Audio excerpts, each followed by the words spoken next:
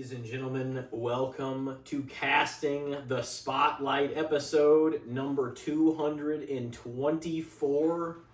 And we are back with a solo episode tonight. We've got the Planet of the Apes as well as Cowboys and Aliens film reviews to do for the movie swap segment.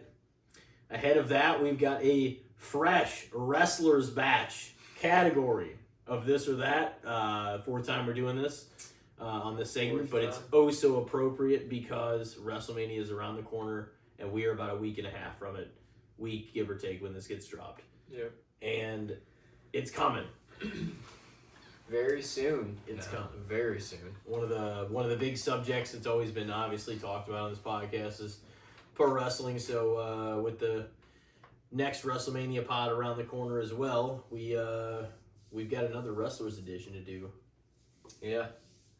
So this ought to be pretty interesting this round, because you said that you had realized as well as I had this time that there's quite a few wrestlers that we haven't even dabbled into. Yeah. And this is the fourth round of this that we've done, you know, so. But I believe I'm up first for that, right? Yep, yeah, you gotta read. All right. So, very prevalent to now, your main topic is going to be Cody Rhodes. Oh boy. I thought either you were maybe gonna say Roman there. I was like 90% sure when you built it up like that.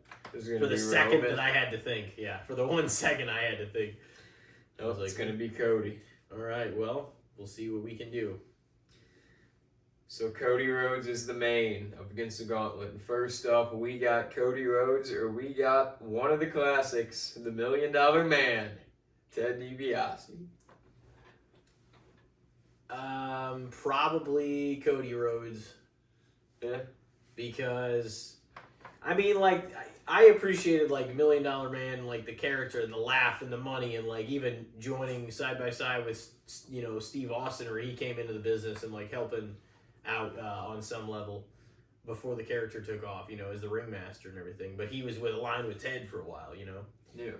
So I appreciate what he brought to the business. I always thought, from my perspective, I mean, I never saw an overabundance of Ted DiBiase matches, but I would say, and me and you have had this conversation, you're like, you don't like the $1 Million Man? I'm like, you know, I didn't say I didn't like him, but my opinion of him as a legend is very... you know, I'm like, okay, like how much did even the typical WWF fan see of him? Like a few years before he really retired, you know? I mean, he was at the first handful of WrestleManias? Yeah. So. But I've just grown up with Cody Rhodes too. Yeah. And, you know, we've also seen a lot of eras of this and like, the thing is, and that's one thing we should remember too, it's like, this is the same guy, and like, he made something of himself, he like changed wrestling in a lot of ways. Oh yeah, so this is the same Cody Rhodes it's crazy. that was around. Tag teams with Hardcore Holly. Yeah. And he would beat the shit out of him for weeks on end. And the legacy. Yeah. As Stardust. As the guy that left and built a company elsewhere before that, wrestled in ROH and New Japan and like different places just to get experience and like, you know, he's done something. He was very resourceful in making the business even what it feels like today, where there's two major wrestling companies again, you know? Yeah. So, yeah, I'm going to go with Cody on that one. So that's a strong start. So Cody Rhodes for the win over the $1 Million Man. Yeah. Next up, maybe not as easy for you.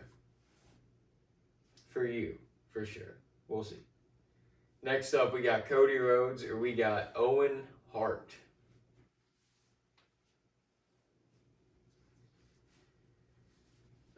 I thought about including him on your list, but I didn't. So, obviously, from the top, we all know that it ended tragically for Owen, you know? Yeah, for sure. Shouldn't have happened. Kansas City, Missouri shouldn't have happened, especially after the test run didn't go well. And like I read his wife's book back in like the mid to late 2000s on everything like that at that time, and I still have it somewhere. It might be in that closet. But I mean, that's what a lot of people immediately think of. So because of the way it ended for him, kind of like Chris, just different circumstances. That's one of the reasons why people don't really look at it beyond that. They're like, oh yeah, like you immediately think of the accident, and then you think of like also his career. You know what I mean? But it's almost impossible to think about the Owen story without thinking about that. And so I didn't really get to see too much of it live, but I mean, I did. We always read the videotapes, and so you feel like you were growing up with it, even if you were like a little later to some of the stuff. You know what I mean? Yeah. Especially in the Blockbuster era when we could just check it all out before any sort of WE on demand or network stuff or anything after that. So, yeah, I mean, in your house era. Yeah, and so I mean, Owen showed promises of definitely being a huge superstar one day, especially because in a lot of ways his mic skills were a little like Brett could like say what he needed to say, but sometimes he just didn't come off great on the mic. So Owen kind of was a little more of a character.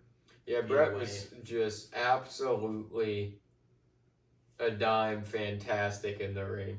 Yeah. But like he sounded hoarse a lot on the mic sometimes. You're like, Brett, what the fuck? Yeah. I mean, love Brett, but so I mean, Owen showed sign. He was the youngest member of the Hart family, and hopefully, maybe someday, like he would have seen but the business was shifting, and like him and his family weren't already fans of that happening with the whole Deborah storyline and like Jeff Jarrett and having an affair and stuff, which was also going on like that's why he decided to be in 1999 the what was his alternate ego? The blue. Oh yeah. Damn it. This is Bomber. The blue bomber, right? No, we're close. We're close. Oh, and this is bad for our wrestling historian audience here, because we usually know all this shit. Blue blazer. Blue blazer. So he was like, that was the whole reason he was going to go up and take that like fly down in the first place, because they were like, well, we're not going to do this with the Deborah storyline and blah, blah, blah. We're going to put you in this. And it's just like, it's like fucking wrestling royalty, man. It's like one of the hearts, and they're, but it also was unfortunate because he was kind of a wrestling traditionalist like the Hart family were, and they had just entered the Attitude Era. You know what I mean? Mm. And that was everything but traditionalism in wrestling, Yeah. at the time. So it was just not a favorable time to be somebody like Owen, even though he could talk and he, was kind of a character himself.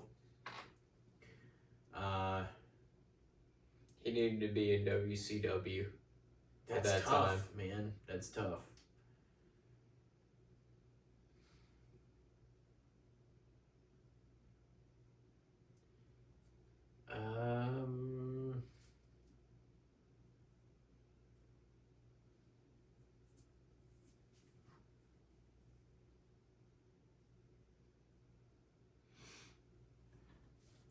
It's a close one. I'm gonna give, because his stint was so short, I think I'm gonna give the edge to Owen Hart slightly. And but I appreciate him for like what he brought to the business. It's kind of like the same thing as like the Mac Miller thing, or somebody that had a short run. You know what I mean? Yeah. It's kind of like, okay, but Because it doesn't mean he got cut short. Cody's still got a lot of time to even improve upon his already impressive legacy in and out of the business. I mean, he's got a crazy yeah resume within wrestling. Me personally, I think I would still hold Owen a little closer, in that way. Mm-hmm. Growing up and watching like his matches and stuff too.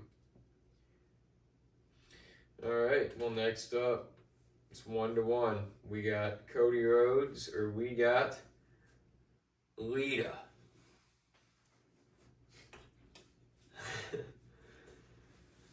You've never put Lita on yours before? I think I put her on yours once.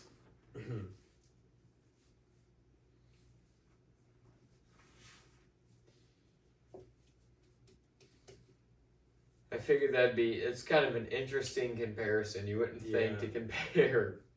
Well, and like Lita and Trish were instrumental in the women's time kind of- exact in like the early to mid 2000s when they started having like better matches, and then they were the first women to main event Raw. Lita and Trish, and could both go in the ring. You know, people bought their merch. People were fans of both of them, so it wasn't like it was just you need to care about this. Like people did care about both Trish and Lita, and I was one of them.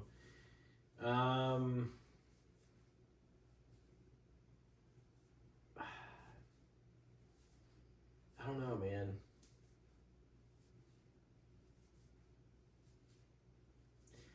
Once again, maybe for nostalgia's sake, I think I might take Lita over Cody.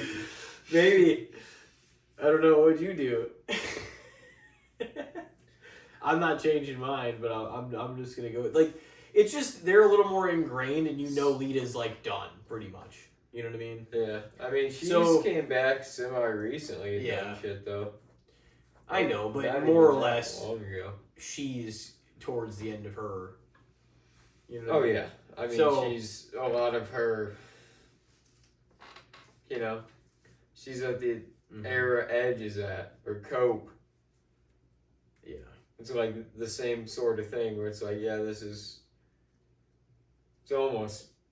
It's at She's the not end of even its run. working that much though. No, no. Whenever Edge comes back, he wrestles quite a bit, but a short, brief period. She comes of time. back for a stint Mm-hmm. for a minute. Yep. I What think was we're that? gonna What stay with that Mania one. season was that? 40 or 41? I think it was 40, right? That she Maybe. came back and Was it with Becky? I thought she did some tag team shit, but I don't know. I know. That's the problem. Everything blends. And Some I of the keep recent up. years, everything blends the up recent year together, stuff, dude. I 100% agree. It does blend together. You like, I don't even fucking know what happened when. I think it's just my life. But it's harder though to remember the last few years, like in that way. It's just been way more hectic, way busier, and if it really doesn't stick out in your mind, you might not remember it as well. Yeah. But All right, Cody. Down 1-2. Taking the L. To Lita. yep. Next He up, took we one. got. But Lita's one of the top of She like is. She's the a all-time women's. That's the thing. If she wasn't, like, if you were to be like, oh, Medusa, it's like I don't have this nearly the same connection with her as I do like Lita. So I'm like, I wouldn't take her. For sure. But you know what I mean. So it's like that's kind of the way I'm looking at it too. Whereas Cody has a harder uphill battle because there's been so many goddamn legends. It is very hard to make it up there. Mm-hmm. You know. So. He's like a top guy this era. Mm-hmm. So.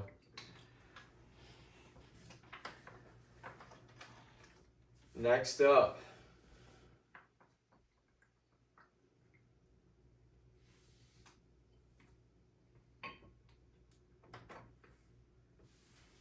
We got Cody Rhodes, or we got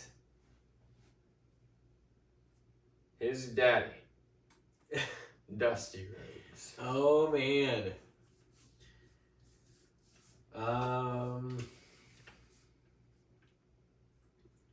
Once again, like this is the thing with Cody is like it'll be easier to see whenever he's on his way out, like what he's contributed a lot to the business, but in terms of legendary lore and matches and stories, and he's been a part of some, and we were talking about this the other day, the people that he's been given at WrestleMania have been like the top notch guys, you know? So I mean, that shows you they want him in this elevated spot already, you know, which they have already. He's already the 3-time world champion. So I think in terms of all-time legacy, I think Dusty's still a little ahead of him. And maybe even me, I would say a little more than Cody still. But it's because his legacy is cemented, Cody's isn't yet. You know what I mean? His legacy's already cemented in certain ways, but we do have to see a lot there is left, you know, of it. Yeah. So I'm gonna still say Dusty. Dusty. Yep. For the win. I have watched a lot of the old stuff with Dusty and The dream over the nightmare. yep. For now, he's got he's done a lot, but you know, Dusty's a legend. All right, Cody. Uphill battle. Next up, we got Cody Rhodes, and we got one of my faves, Seth Rollins. Former rivals, former friends. Probably Seth. Yeah. Just all around, I still think Cody's had some tremendous matches. Like, I'm not trying to say he hasn't, but I don't know, man. Like, these other guys, like, you've really gotta. It's really got to stick out now. We've seen so much stuff, and we've seen so many like legends created in there, and main event players that no matter how hard you want to shove it down our throats, it's like we know most of the attention and the writing is going around certain people. So like you're doing everything you can to make it look like, oh, he is the top of the top of the top of the, you know what I mean? Like to try to sell it to us. And it's just like, okay, like, and there are some good main event players even now, but there's a lot of guys that have been on their last legs, you know. Goldberg retired, AJ retired, Cena retired. We're going to see a few more knocked off before even the end of 2026. And a lot of these people are going to, be gone, which is insane to think about. Our childhood wrestlers are all gone. It's crazy. They're all gone. Ray, he's still somehow Randy jumping around. Yeah. Randy's still out there. Cody was still around then, but he obviously wasn't anything of what he is now compared to that time, you know. He's... What was this one? Huge. Seth? Yeah. Oh, yeah, it's Seth. But yeah, for everything Seth's contributed and the amount of great matches I can point to, it still outweighs Cody in a lot of ways. And, Seth's the architect, the visionary, takes the W. Yeah. Yeah, I would say that. Seth Rollins, man. On the Mania card. You can't leave him off. If he's available, you gotta. Takes a lot of injuries. Feels like.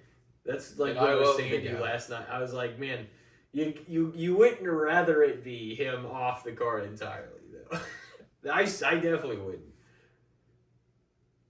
But it's it's an attribute of having ill-timed injuries fucking frequently, like he has. Yeah.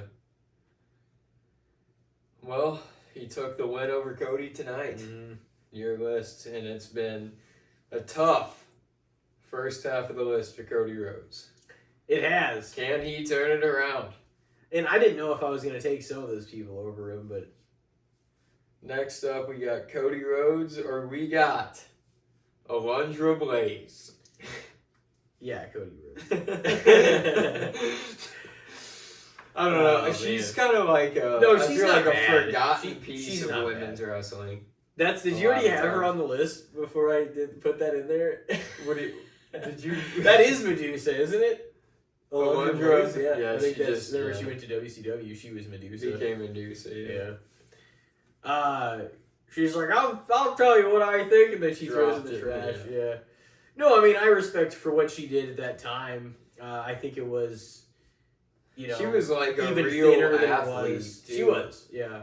For her, for that period of time in women's wrestling too, she was definitely one of the more athletic, really wanted to be there and do the shit kind of women, But it's the amount of matches and stuff I've consumed have just dramatically outweighed, her in terms of what I've seen of Cody's career. Oh yeah. So for that alone and just, when I don't have anything bad to say about her, but it's not like I have that connection, to her like I do with Cody and watching him a lot of his career, like we have. I remember when he debuted in 07. Yeah. And all that, I thought Alundra though, it wasn't a bad idea within WWF at the time because it was no, it was in 90-ish, 92. She almost felt like the female Lex. In a way, it was she's kind of like the American hero woman, the muscle woman, But she said, fuck that, I'm out. Drop this shit in the trash. Yeah. Then they retired the belt for a while. Yeah, it really fucked things up for the women for a good minute. Yeah, and then they brought it back in like because Trish had it. They might have brought it back in like 2000 or 99 or I don't know what it was. And then they had some. They had China in there, Ivory. Mm-hmm. You know, and then it got started being taken a little more serious in like 02, 03, and whenever Trish like had all of her runs, you know, and Lita was there. Yeah. Anyway, so what is that? Cody 4, like 2-4. Yep. 2-4. Right. Next up, we got Cody Rhodes, or we got Sting. Sting. Yeah. Sting, baby. Showtime. The Stinger. No, he's a legend too. He is. And he's a big time. He's an icon, you know, as he would say. And he's been in a lot of legendary matches. I've seen a lot of the WCW stuff he did. Was not too favorable of his WWE run other than his debut. Like, that was pretty sick. You guys got to see that shit. But he also had a great TNA run, and he was a huge part of, like, them growing over there. 2006 on. So, I mean, and I watched all that shit live, so he definitely still impacted, as well as, like, some WCW stuff. Even, like, looking back to at it, so everything he's brought to the business, even being especially a non kind of solidified WWE guy until he actually showed up, was insane. Because not everybody that late in the game was able to make a name for themselves outside of WWE at a certain point. Yeah. Like, before that time, whenever there was all the territories, NWA, AWA as well, you could, like, get away with making a name for yourself without going there. And he was one of, like, kind of the last guy that was able to do that in that era. Mm-hmm. So, and he held out for a long time. But then you realize once he finally came, you wish it had happened 5 or 8 years earlier, you know? Yeah. So, It was. I still feel like one of the more iconic moments of being there live was seeing his WWE debut. Though, oh yeah, like that was probably the best moment. Yeah, being in the crowd and seeing, like, hearing that shit, like seeing it pop up on the Titantron and being like, holy fuck, it's really happening. Yeah, You know? after teasing, fucking with us. I was really hoping it was going to happen in 2011. That was what I was hoping. Whenever they were teasing that, and we didn't know if it was going Him to be and Taker and shit. I wish more than anything that shit would have happened. Yeah, that would have been cool. Yeah, the him and Taker is like a forever what if.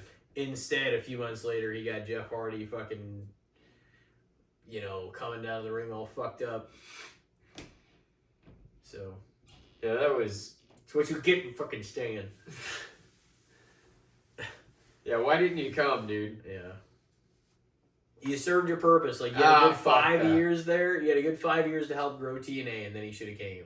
Mm-hmm. Because 2011, they definitely still could have done a decent Sting and Triple H. They needed it Undertaker at that point in time, too. They did. They had nothing.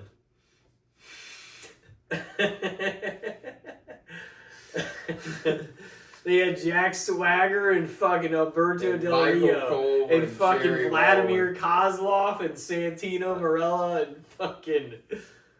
Hey, Santino was a badass, man. They had some silly Billy shit. Yeah. R-Truth and Little Jimmy and shit. Little Jimmy was the man. Come on.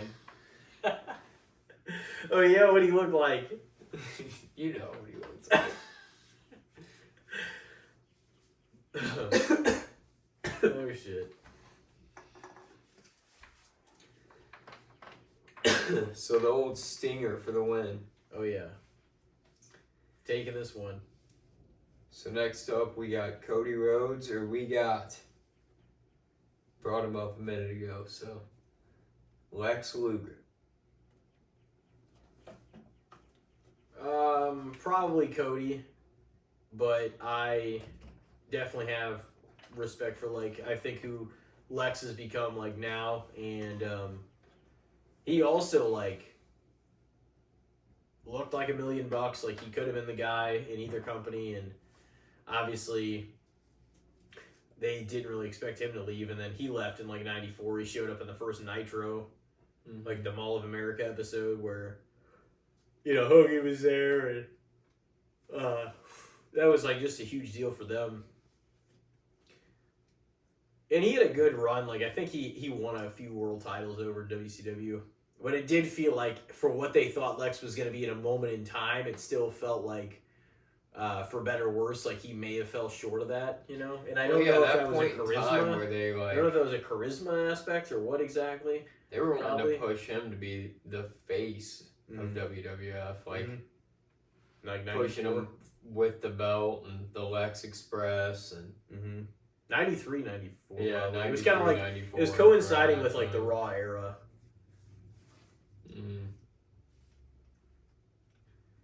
Yeah, it almost feels like he had the similar thing to Lesnar, where it was like once they really started putting that on him, and he started feeling what it was like, he was like, "Fuck this," Yeah.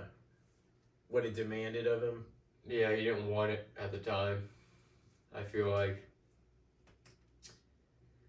I don't really blame anybody for that though, necessarily, because it's like you got into this business. Yeah, you did, but at the same time, it's like Brock was just an athlete. He they're like, oh, he'd be perfect for this, and he had the perfect look.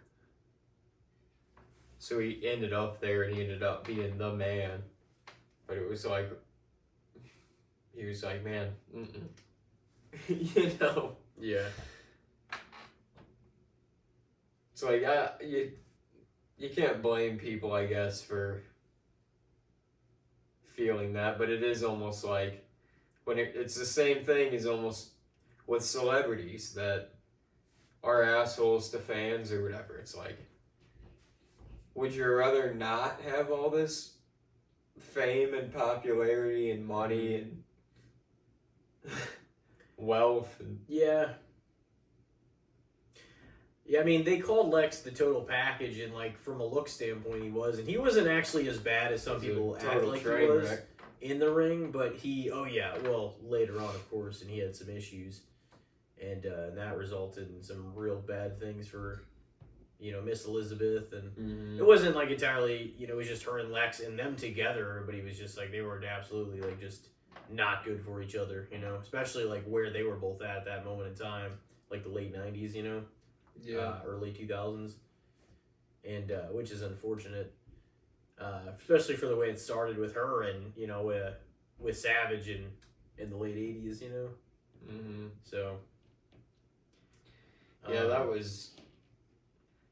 that's what I mean. Like Lex hit some real rock bottoms. That's almost why it's like it's nice to see where he's at today. Like even though he's obviously got some real like physical issues, like his body is like seeing Lex now. If you haven't seen him in forever, it's almost like, oh my god, that's Lex Luger, but like seeing the man that he is, like mentally and emotionally now, is pretty nice to see, for anything else, because it does almost feel like if you watch that era or just about Lex Luger, it's kind of like, man, he could have been so much more than what he was, and then what it ended up for him is like, damn, that is rough. He is almost like a tragedy, but he's still around, and he's almost like turning it around at this point in his life. Did they ever induct him or no? I think so. That was last year. I think they did. Okay, I'm glad that like Demolition's finally getting inducted, and and then Stephanie and AJ, Dennis Rodman. Not a bad celebrity to get inducted. To Bad be News honest. Brown. Bad News Brown. Who else was there? And Was there one more? there might have been one more. Yeah. But yeah, I'm all for that. I'm all for the class like that there is this year. So how many more we got? So you took Cody on Yep. that one, correct? See, Cody's got 3 Vicks now. Yep. Only 2 more to go. Best case scenario, he splits. Which, We'll see. yeah. Next up, we got Cody Rhodes, or we got Becky Lynch. See, that's actually a little more of like a really fair comparison in a lot of ways, because I feel like the eras and like when the, you know what I mean, going on like the runs and stuff, like it's not the other ones weren't fair. It's all part of the game, but like comparing their eras and their respective divisions and what they've done, that's tough. I know Becky's like She's up one of there. your more favorite women. Yeah, probably, I don't know where. Right? Like currently in the modern roster of women.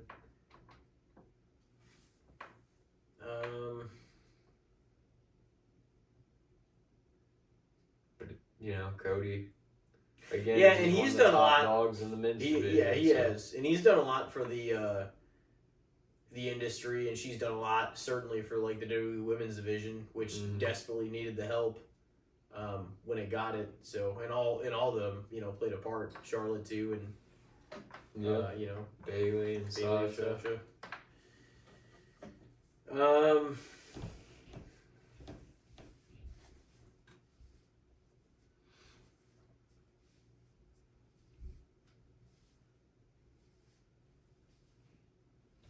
I think considering everything, I might go Cody by a little bit.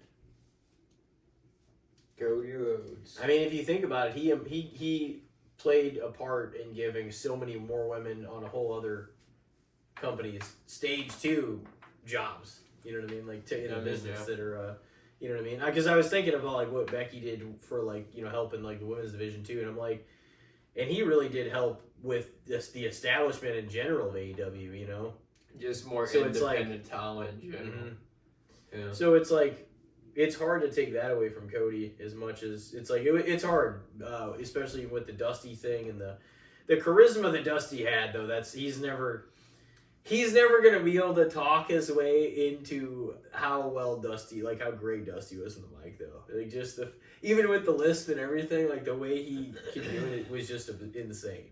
Yeah, Dusty was a great fucking talker, you know.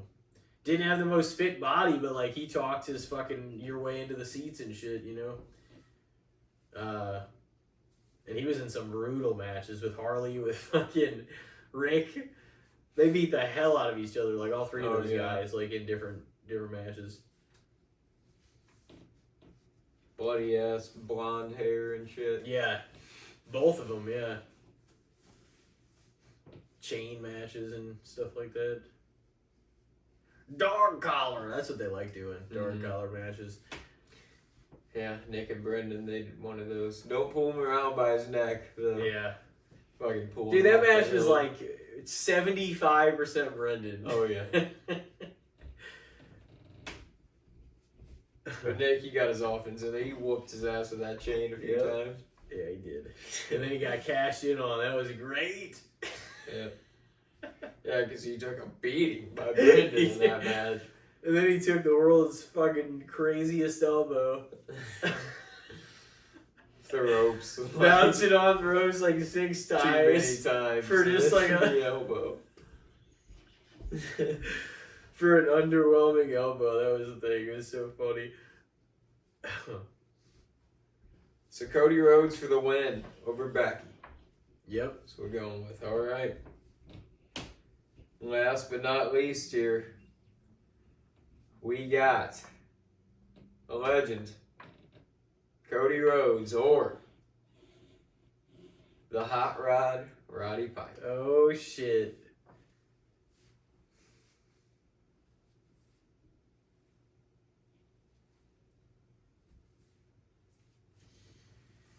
Oh, man. Roddy fucking Piper. I mean, he was honestly kind of... I covered one of his movies recently on the blog and stuff, too. It's kind of like... he's just one of those transcendent sort of stars, especially for the time, where he was like he was a wrestler first for sure, but people knew him beyond that, and he was in like movies, and he was kind of a pop culture, a vital part of the first like few WrestleManias, and Piper's Pit was a legendary segment, you know, on the show. Mm-hmm. I think right now I'm still gonna take Piper over Cody. Yeah. I mean, he's to put a stamp on that. What is that? 6-4 out of favor of Cody. Yep. That's not bad. It's pretty close. No, the Becky one was tough, but I think, yeah, I felt comfortable saying that. But yeah, Piper, man, he was a wrestler. He was an honest to God, like, you wouldn't want to fuck with him. You know what I mean? I feel like he would take a punch and like just keep laughing at you. Yeah. You know what I mean? Like, he's that fucking guy. Come on, hit me again. Good old Roddy, man. Yeah. He is a legend. The coconut! The fucking Snuka, you remember that segment? Oh, yeah. You get the coconut Smashing the on coconut on him. Yeah, we've all seen that a fucking 100 times. Right over the head. Piper's Pit was crazy, though. He, like, fucking destroyed the set when he smashed that coconut on him. But just, like, the whole set. Just yeah. Basically. Yeah, I think I'm going to go with the Hot Rod, man. He's a legend, and he was even essential through, like, WCW's run. That's what I was going to say. What do you think of his run in WCW? I feel like it honestly, like, I feel like some people sort of shit on that stuff, but I didn't think it was that bad. Like, I thought the Warriors run in WCW, yeah, that was kind of rough. No, and he got to do what he's best at, which is talking the mic a lot. You know Roddy did pretty good. Yeah. But the Warrior, again, they just didn't know what the fuck they were doing.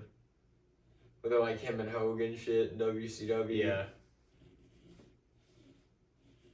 But yeah, Roddy fucking, he had some good stuff over there. They shouldn't have waited until 98 to do it either. No. But I mean, they were hot at that point. Well, yeah, so. and that was like after Warrior had a short run back in WWF. Mm-hmm. Would you say, what do you got?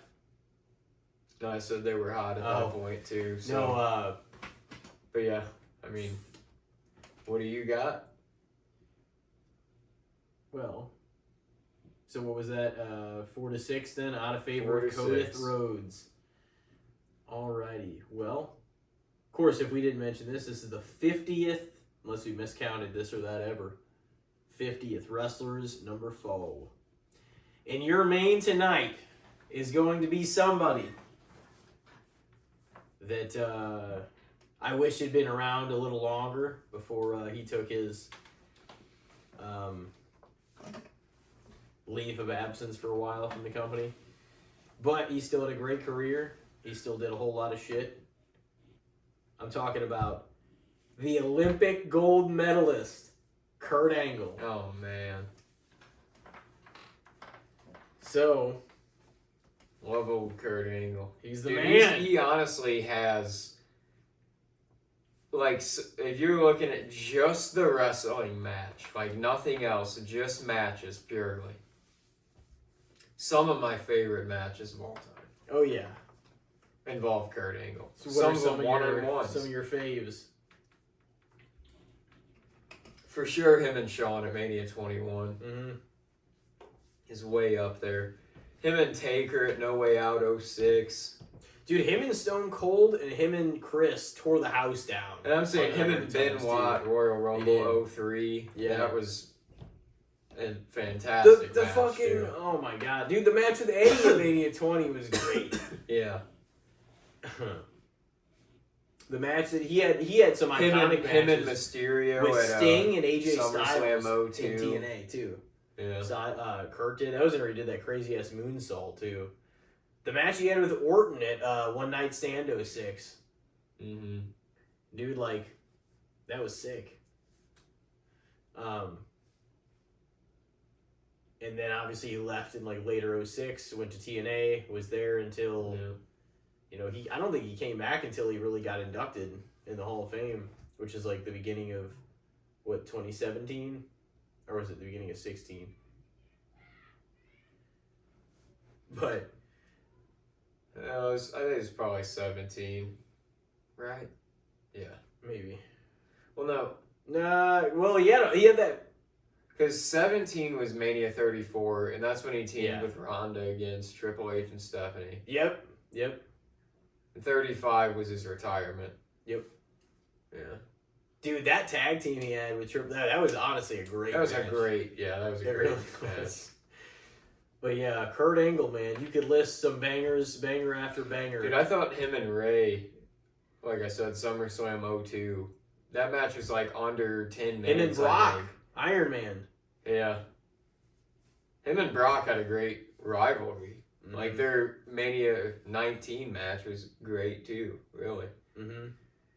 I mean, Brock landed on his head and shit, but it was a great It match. was, I think it was him and Stone Cold SummerSlam. They wrestled a few times in 2001, but I think it was SummerSlam 2001, and they fucking tore the house down.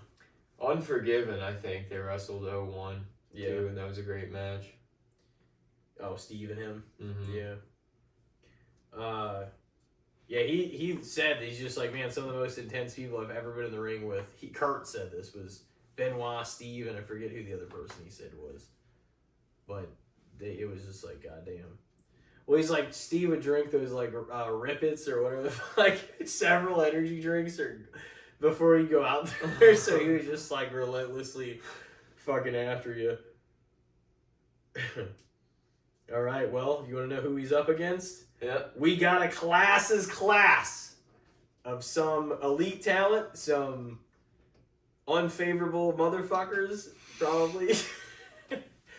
But some legends, too. We'll see, man. So we will see what happens here. Is he going to wipe the floor? He may with some, he may not with others, but we'll see what happens. And we've got the true, with a broken freaking neck, Olympic gold medalist, Kurt Angle first against the legend, Jeff Hardy. Not probably who you thought I meant when I'd say legend. He is a legend for all the stuff he's done there, too.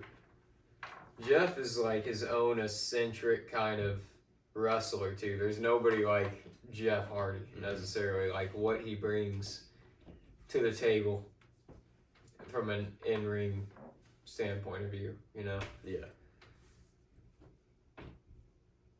He's had his troubles, obviously. Yeah. I mean, he's had his unfavorable points in time, but he's undeniably like a big part of our childhood, too. A lot of the stuff. I mean, he was around for all of it, you know, within the company. Left for those few years, but we missed him. Yeah. Between like 03 and 06, like he came back. Yeah. That was sick whenever you saw that, though. They're like, Jeff Hardy returns next week. It was like, ah! That was in like 2006. And then he came back and had some of his, honestly, his best shit. Yeah. For sure, after that. From 06 to 09. Yeah. Yeah. He was popular, dude. He was selling tickets. They put the belt on him in TNA just to keep him there because nobody was moving merch like he was. Mm-hmm. Even though he was like having big problems. Yeah. Oh, yeah. When they let him do whatever the fuck he wanted because it was like, if you're like 04 TNA, you're like, oh, we got to keep Jeff here. You're like 04, 05. Like, you know. But. Yeah, I mean, he's definitely a legend, too. There's entirely different wrestlers. They both have their problems from their own. Very similar era, though, coming in and going out. And, well, I mean, I guess Jeff's still going. But entirely different styles of wrestling. But it's like, Kurt was one of those guys, too, that he could put on a match with. It didn't matter what kind of wrestling. He had great matches with Samoa Joe, too. Yeah, Booker T. Like, no matter what kind of John wrestler Cena. you were, he could put on a great match with you. That's what it was like. He's still entirely underrated to me, even though a lot of people know Kurt Angle, know the name, maybe you've even seen him wrestle, seen a handful of matches, grew up on him, like, they don't put him at a level that they put some of these other people, you know, and it's like, he really does have some of, like, if you watch it just from a pure singles match, like, one-on-one standpoint sometimes, like, holy shit, this guy can go with anyone. Yeah. I think I'm going to lean Kurt. All right. Ricky will only be mildly upset next week. Oh, yeah, he'll probably be heartbroken. All right. I know the next one's going to be a real tough one for you. All righty. We've got Kurt Angle or Heidenreich. Oh, yeah. One of your real favorites. Dude, what happened to him? I don't know. He was around for like 04 and 05, and then he just zapped. I feel like they really pushed Gone. him in like 05 for a second. Yeah. Well, there was that one random Rumble match I remember with him, Snitsky, and like Kane and Taker. It was with like I thought Taker and maybe Heidenreich, and then Snitsky popped out of the casket, and then Kane showed up. It's like, where the fuck are all these guys coming from? Not so around. Looking back on that, they're like, oh boy. Not around for very long. And then whenever Road Warrior Animal was in there, remember them putting him under the face for a while. Heidenreich, it's like, dude, Droz was a better fit for that than fucking like the Road Warrior-esque stuff than Heidenreich was. Now you had to be puke. Puke. That was like kind of cool for him though. Like you kind of see him as like the just outlier Road Warrior, you know? Oh yeah. Heidenreich, man. I think his height was definitely his feud with Taker. Yeah. That was about the only thing they did with him. That was like the same thing with what's his name, Mordecai. He had like a Taker feud. So did fucking Giant Gonzalez. That's why they brought him in.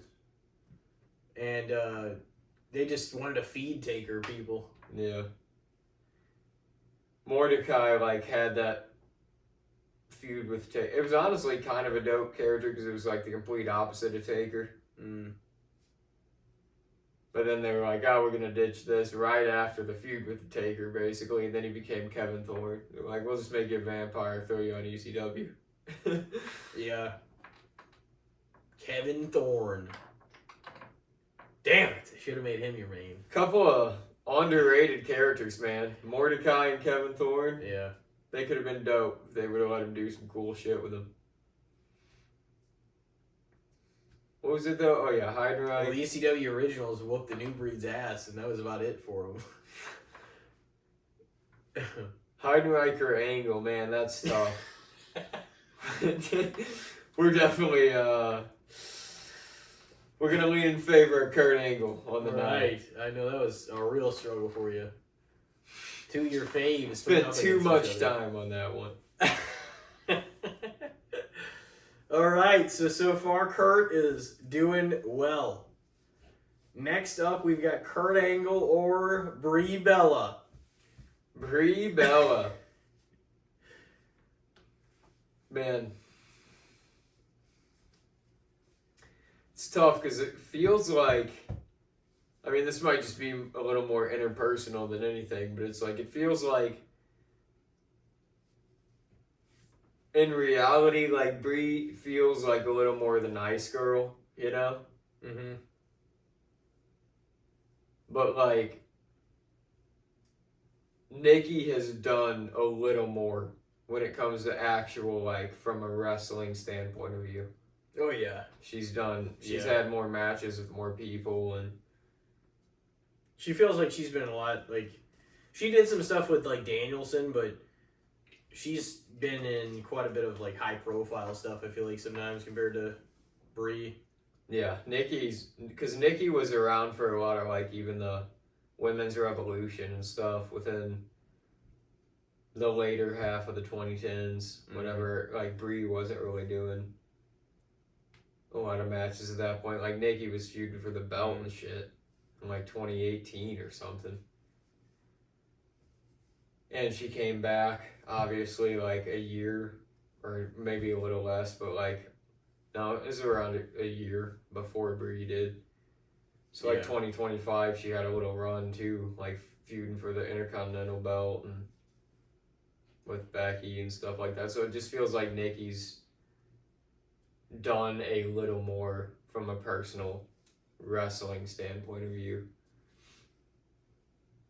But Brie's just an easily likable feeling kind of character in person, you know? But, I mean, this is Kurt Angle we're talking about here, so it's going to be Kurt Angle for the win. Yeah. I mean, it's Kurt freaking Angle, dude. We rattled off so many matches of his that are legendary before we started this list. It's like, well, we'll make it a little tougher on you here. We'll see here. See how it goes. Next up, we've got Kurt Angle or one of his all-time rivals, Triple H. Damn. Real heavy hitter one for you. Yeah, I love Triple H, dude. I feel like I'm probably a bit higher on Triple H than you might be. Probably, yeah. That's probably fair. But, man, because yeah, the same goes for Triple H. Like, there's so many Triple H matches to me that are just like legendary, and he was a major part of my childhood, and even before, and even into my later teens, like. Dude, even the match he had with Rock at SummerSlam '98 was pretty sick. Oh yeah. The match he had Early with Cactus on, Jack, fucking his Street Fight 2000. Oh and then No Way Out, the Hell in a Cell was fantastic too. His 3 stages of Hell at No Way Out 01 with Stone Cold, and super underrated. Oh yeah, Stone Cold should have won though. But that was sick though. It was honestly kind of that. It was like the way that it ended because he just kind of like fell up against the ropes and Stone Cold fell over, so he like won that way. It was kind of like a Rocky ending, a little bit. No, I need to watch that match again, honestly. But no, it was because Steve won the singles match, didn't he? At the beginning. Yeah. Yeah, I think that's how it went. Sounds about right. Triple H needed the weapons. And then, like, even later on, though, into the, like, he had some great obviously a lot of Mania matches later on, but his ones with Taker and then with Daniel Bryan and his feud with Brock and stuff, like, he had some good shit. The one he had even with Seth at 33 was pretty good, that was fantastic. What did you think, looking back now, we can look back 7 years, ultimately, since you're a fan of both, dude, like, what did you think about Batista's last match with Triple H at Mania that year? Not one of the better matches, I would say. I mean, I prefer their 21 match, their Vengeance Hell in a Cell match is like my favorite of their matches. Batista won like all of them, didn't he? Yeah, pretty much. I mean, except the last one. Mm-hmm. And that's the thing. It almost felt like it doesn't bother me that Triple H won. Like, he wanted Triple H can definitely win that match, but it almost felt like Triple H whooped his ass in that match. Yeah, like too much. It's like, I mean, damn, this should be like back and forth. Have Batista kick his ass some too, you know. But it's like Batista, I guess, was just he was kind of out of tune. He hadn't been around in a minute. Mm-hmm. But was that down to the king? Was that his last Mania match? Triple H's too. I think so. Yeah, I think it was. Because then it would have been the pandemic, and then and then by 2021, like that was his last match, and then by 22, they were like, he had the heart attack. He's not gonna have another match. Because he had a match like randomly against Orton in like early 2021. He didn't have a match at 37. I don't know. No. I guess not. But he had an enormous amount of Mania matches too. Oh yeah. Great. Like a lot of them were great too. Mm-hmm. Like honestly, he has so many good Mania matches. Yeah, I mean, they're both really up there for me. So that's definitely one of the tougher ones. But I think I'm gonna lean in favor of Triple H. Ooh, all right. The Game. The Game gets one over on Kurt. It is now a devastating 3-1 in favor of Kurt, but it doesn't feel like it. No, I'm kidding. No, Triple H takes one. All right, next up we've got Kurt Angle or Rob Van Dam. Ooh. He was, like one of the early WWE high flyers that got over. Mm-hmm. I mean, he had some mileage on him from the crazy shit at the last few years of ECW. Mm-hmm. I mean, fuck, like they needed him bad. He was the guy, you know. Yeah, he was like, I mean, he's an ECW legend, you know. Mm-hmm. And I mean the original ECW. I don't mean that shit that fucking became. That's why whenever they brought him back and did the one night stands, they fucking loved it. Yeah. You know? Oh yeah, dude. He was the man. The aura, like the impact and the feeling of that night against Cena, there was nothing like that. Like, and I mean for both of them, because Cena was just there to do his job. He was the guy repping WWE. Like, it was at the height. It's honestly interesting that Cena went through all these challenges upon being the guy. And even at the time, especially because I was a big fan, like dead in the center of 2006, I was a huge Cena fan.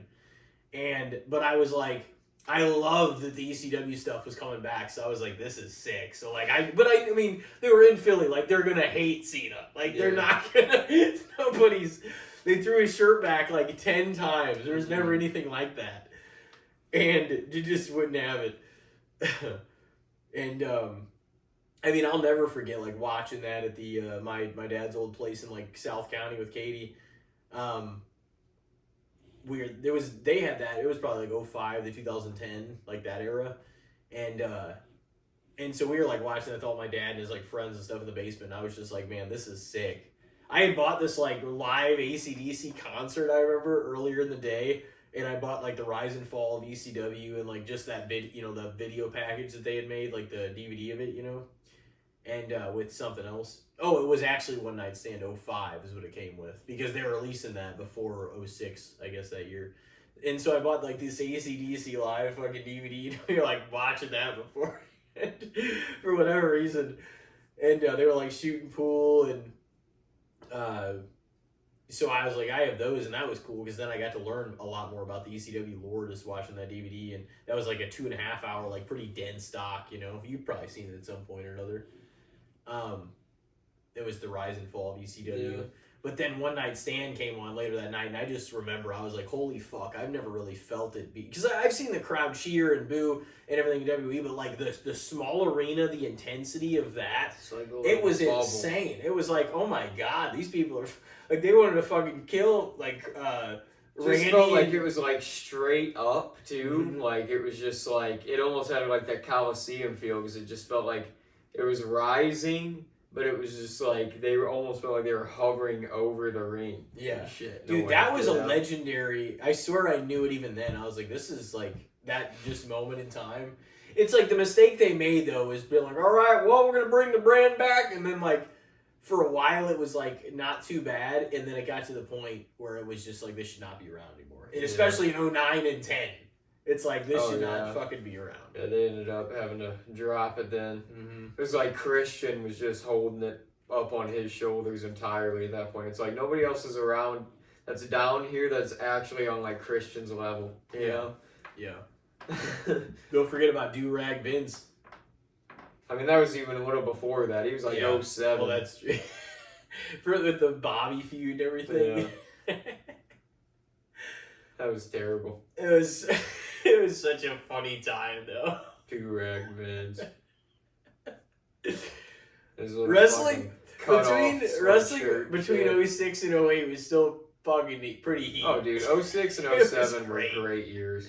I love those years, honestly. Okay, what were we on? It was Rob Van Dam. Yeah, we talking about ECW. We're talking about the ballroom. Dude, he was important to that. But even his first several years in WWE, like, I was always a fan of F&E. Oh, he's a fun wrestler for sure. Like he's again like Hardy, he kind of has his own style in the ring. Like Rob Van Dam is one of a kind, you know. Ironically, so Used his legs for like almost everything. yeah. Crazy. Tyler, shout out one of our Loves loves Rob Van Dam. Yeah. But I am gonna lean in favor of Kurt Angle. All right, Kurt Angle. Yep. Picking up another one. So that is 4-1 in favor of Kurt Angle so far. Next up, we've got. Wait for a burp to come out there. All right. So next up, we've got Kurt Angle, or his former tag team partner, but you know him better as The Undertaker's brother, Kane. Kane O'Mac. Man. Fuck, that's kind of tough. It's another hard one there for you. Yeah. Because Kane's got a major influence too. Major career, long career. A lot of records, a lot of events that he's been on. A lot of the all-time accumulative Royal Rumble eliminations. Still. Damn. I get some oh man. It's going to be interesting. That is real tough. Because, again, Kane's got such a longevity on him too. Like, just so many eras he was around, it feels like. Two men that deserve to win the Royal Rumble that never did are Kurt Angle and Kane. Yeah. Also, Chris Jericho. Yeah. Yeah, Kurt and Kane, that's crazy. Jericho, it is too, kind of wild. Mm-hmm. Jericho got a lot of other shit, though. You know, Kurt did too, though. Kurt was one of the top dogs Jericho for is a the while. reason we have Money in the Bank. Yeah. Even though he never fucking won. No, Yeah. he did, didn't he? No, he didn't. Nope, I don't think so. He didn't. He definitely didn't. Oh. Man. So this is really, really close, too. Because, I mean, Kane... He's had some, like, legendary... Because he can kind of do everything, too. Like, he's obviously, like... The menacing, you know, with Taker, obviously in the 90s, like the late 90s and stuff, and he even had some stuff, with Kurt, and his stuff with Shane McMahon, and Rob Van Dam, when he, like, first unmasked and stuff, that was just some great And Taker shit. again, Yeah, and then later Taker again. Yeah. So later runs with Taker, and, I mean, he could do some, like, fun and funny shit, too. I do think that me and Nick were talking about this the other day, I do think by like 2009 he should have put the mask back on, because he had already had it for about the same length as he had it on for off. You know what I mean? Come like 2009, and it would have kept things they put fresh it on, again. Back on him. They waited until like 2012. Might have been later than that. No, he put it back on in 2012 at some point.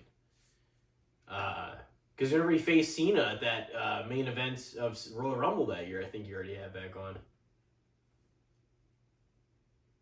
In 2012? Yeah, it was like it was Cena and Kane at Royal Rumble 2012. Cena was defending the belt. Because remember, that was going to be him and Rock for the first time. Oh, yeah. And it was like that, wasn't it like a Danielson, or Bryan Daniel, Mark Henry, Well, no, fucking... 28 was Punk came in with the belt because they didn't have the belt on Cena or Rock at 28. Oh fuck! Well, damn. Well, I'm pretty sure maybe it was a non-title then, because it was Cena and Kane in a match. Yeah, that's crazy. I'm pretty sure. Yeah, we saw that live, like Rumble 2012. Yeah, I was trying. Did you see that? Yeah, I was there. Okay. I thought it, I was... That's the one Sheamus won. Yeah. I swear that was the match. Let's check it out. I was going to say, I remember their rivalry, but I thought it was later. I thought they had a rivalry, like, later than that for some reason. Because they had, like, an ambulance match or some shit. Yeah, Kane versus John Cena ended in a double count out. That's what it was.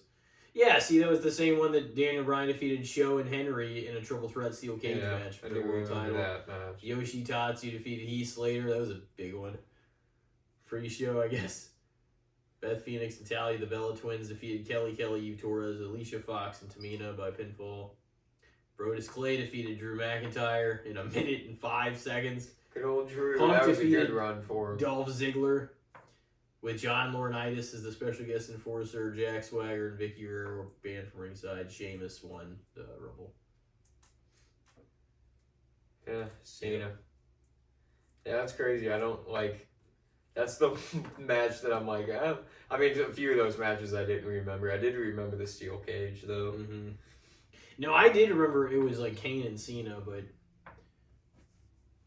I think, man. Oh, Jesus. this is a tough one for you, huh? Yeah. I think I'm gonna lean in favor of Kurt. All right. But that's That a is close one. extremely That's a close tough. one. It's hard to say that one, you know? All right, you ready for the next one? Yep. Kurt is up 5-1. We've got Kurt Angle or Charlotte Flair. Yeah, it's an entirely different kind of thing to rank because it's like the men's versus the women's division, but damn, like, yeah, Charlotte too, like what she did for the women's division and the elevation. She was like one of the top women from the beginning, you know, it feels like in the women's like revolution era. Oh yeah, I Like mean if some not of her number matches. one. Yeah. Like she's just had some But they'll all tell you absolute that everybody- banger matches. Oh yeah. I was gonna say, but they'll all tell you that it was a little bit of everybody, which it was, but It it's like was. she was a prominent part of it. Yeah, I mean, she's had a fuckload of world titles, which, I mean, that pisses some people off too, but it's like, that is them kind of saying, you know, that she is sort of, she's the top girl, you know? Mm-hmm. And it really is that way. It kind of is that way. It's like, this is the top woman in She WWE. just Because turned they 40. put the rocket on her, you know? From the beginning of the, like, revolution, so... She'll be around a while yet, I think, while she can still go. I think she'll still win. She'll still have another like singles run and a world title push eventually. Oh, for sure. But like this stuff with her and Alexa, it's definitely helped to like get her back over with the crowd. The people like her again. She's endearing to people again. They're cheering for her. They're doing the woos. Like, so at this point, depending on how they break up the team, if they want to just have them to go their ways or have Alexa turn heel, or if they want to have her turn heel again, but like they could keep her a face now if they really wanted to, you know, which is crazy because like before they teamed them up, because that really did work. Yeah. Because before that, there was no hope of getting her cheered. Yeah. Which is So, unfortunate. Yeah. But it's back to there now, so. No, I'm a big Charlotte fan, Mm-hmm. so that is really tough.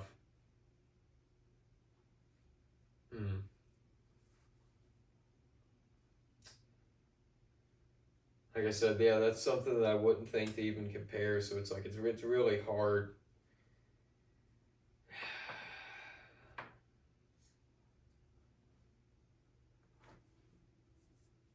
I think I'm gonna give the edge to Kurt Angle, but man, that could really go either way. Kurt Angle, baby. He is up 6-1. Yeah, there's just so many, like I said, like some of my favorite matches of all time. That it's like this is it's a Kurt Angle match. Oh, yeah. You know. We've got 3 more, and it is not going to be a cakewalk for you. Next up, we've got Kurt Angle or Roddy Piper. Damn. It's ironic. Threw him on both. I know. Yeah, I kind of brought him up a little bit with yours, but it was like outside of it's kind of crazy because it's like Hogan. It made sense that he would be the transcendent star within wrestling at that time that people knew, and he was in pop culture and he appeared in movies and did stuff like that because he was that guy.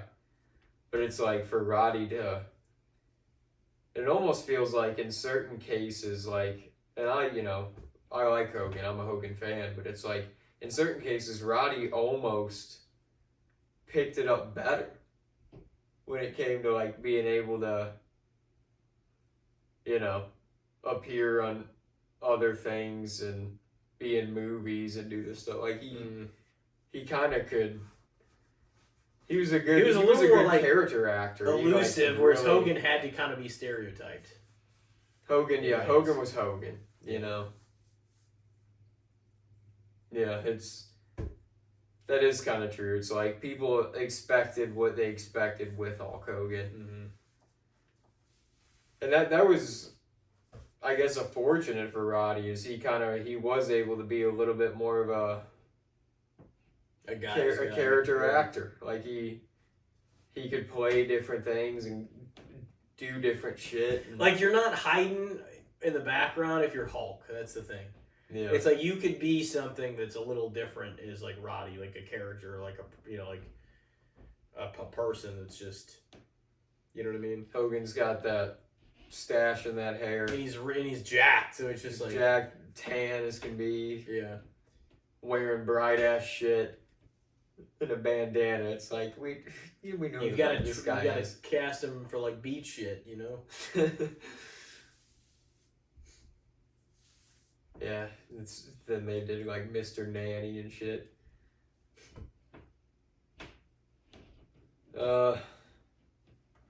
Roddy's an absolute like pure classic legend. Like one of the, you gotta give the kudos and the credit to him for where the company's even at today, because he was around at the very beginning when shit was trying to get over in the mainstream, Yeah. Like he sold some of the first few Manias. One of the top guys that helped. So he had to play the heel. Yeah. And then he got Mr. T and the second one. Yeah. Yeah, Roddy was a part of the first like however many Manias, quite a few. So yeah, I mean he's an absolute legend. Like I really do like Roddy quite a bit. That's also one of Steven's favorites. Yeah. Yeah, he's probably one of his favorite like classic wrestlers. I feel like golden era guys.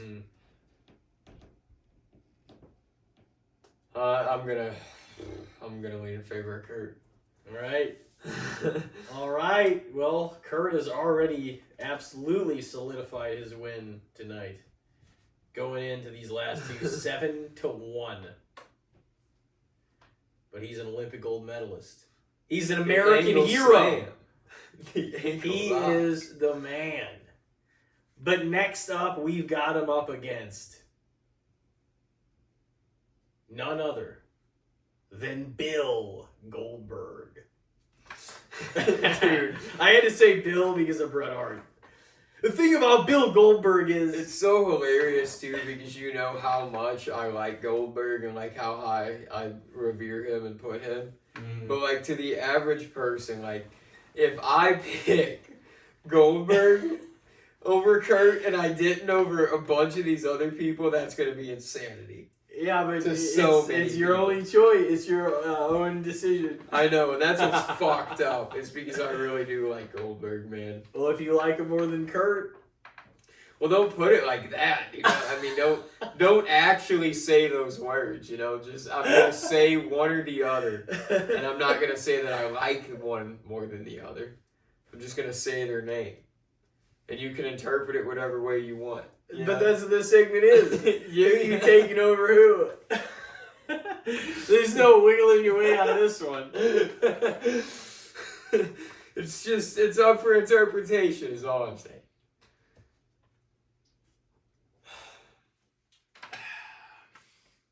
Dude, and the funny thing is, today, like, at work in the truck, I was talking to my dad about Goldberg. Like, his entrance, I was like, one of the top entrances of all time. Easily. Like, it was almost like a gladiator-style walkout where you heard the crowd, like, going as he's walking through the hallways and shit to get out. Then he comes out and just, like, stands in that shower of sparks, blows the smoke out. I don't know how the fuck. With the punches and that shit was just incredible. To this day, it was like, yeah, Goldberg was mainly theatrics. He was mostly a moment in time. But I mean, dude, I still love Goldberg in the later WWE runs. Yeah. Oh yeah. No, I mean like, he was so much hype off of the success he had at that time, which was fine because it still made him money and fucking got him, you know what I mean? Like what he had created back then, like what they created with WCW and Goldberg and his streak and everything. Yeah. Like it's insane that it lasted as long as it lasted. But it did. I mean, he really is one of the best, just like, come out, smash them, leave characters of all time. Smashed Brock. Yeah. Couple times. Gave him the old jackhammer. That was, like, still insane, though, whenever he came back and, like, just crushed him that quick. Because it was just, like, holy... Like, no, because nobody was doing that to Brock. It was, like, a minute, like, 16 seconds or something. Yeah, that was at Brock's, like, height, too. Like, between, like, 2014 and, like, 16 up until that point, like, nobody fucked with him those whole, for, like, few years. Yeah. Like, nobody beat him, really. That's what I mean. Yeah, ever since, like, when he came back in 2012, like, almost, 12 and 13, he had some, like, real matches with people. Like, I felt like he put on a great match with, he had a great rivalry with Triple H. Good one with Cena, and he like lost some of those with both of those guys. But it was like a great match with Punk too at that SummerSlam in 2013. But he went on just like a dominant. After Taker, it was like once he beat the streak, it was like just the beast was unleashed for real. He was, like every top star, it was just smashing him. That was an insane... It did feel like he was never going to fucking lose at that time. Man, this is tough.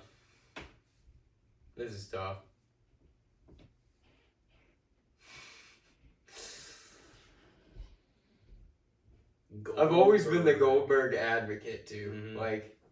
And dude, his retirement match is so good. I know that he's got to be Goldberg about it. No, it could be better. Blah, blah, blah. No, it couldn't have been. Not really. That's no way. Like 15 and a half minutes with Gunther, like in Atlanta with all your people. That was the way. That was like one of the best matches he's had in a good while. Yeah, it wasn't even get better than that. No way.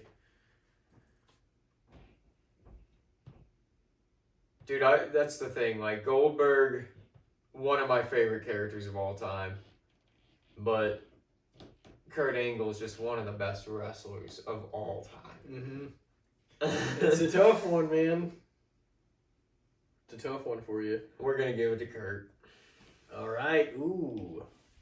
That's... I don't know about that, but...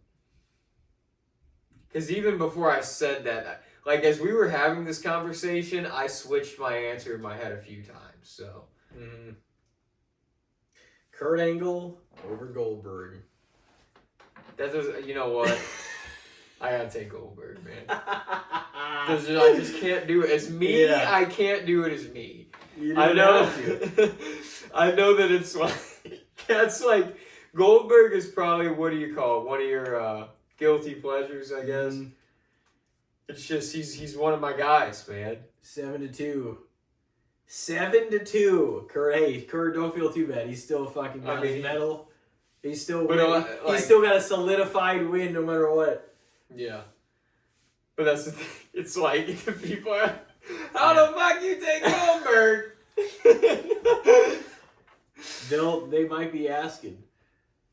I mean, you'd have to sit down for the hour explanation of that. I don't even know. It'd be a lot of rambling of why I like Goldberg. But also, it was like, I originally was a WCW kid as a little kid. And I thought Goldberg was the fucking man, you know? At that point in time. Like, Goldberg and Sting were my two favorite wrestlers, like, originally. Before anything. Before I really knew much. My dad was on to fucking Scott Steiner at the time. Big fucking Papa Pump. Genetic freak. Out of nowhere. He was like reasonable. It's like, how the fuck you look like this now? You look like SpongeBob and the fucking blowing up the muscles and shit. He looks like Muscle Bob Buff Pants. But yeah, Kurt Angle enters the last opponent with a 7-2 win. It's not looking too bad for him. But next up and last, even on top of the Triple H matchup, on top of the Goldberg matchup, we've got Kurt Angle last but not least against a main eventer at WrestleMania this year again, Randy Orton. Damn. To send us off here. A man that he was in a triple threat with at WrestleMania along with Rey Mysterio. I was going to say, with one of my favorites of all time in there. They faced each other at One Night Stand before Rob and Cena did later on. The next person that people had heat for that pay-per-view, other than Cena, was Randy. Like, they hated Randy. And you got to think, too. I mean, Randy was a heel. Kurt's even though he's a Pittsburgh guy, he's a Pennsylvania guy, so they're gonna end up liking him more than Randy anyway. And I mean, they booed the shit out of Edge too, and then they cheered him later on when he came out like fuck Cena over. Yeah, that was honestly kind of fun. And then Terry Funk lost his eye for the 14th time.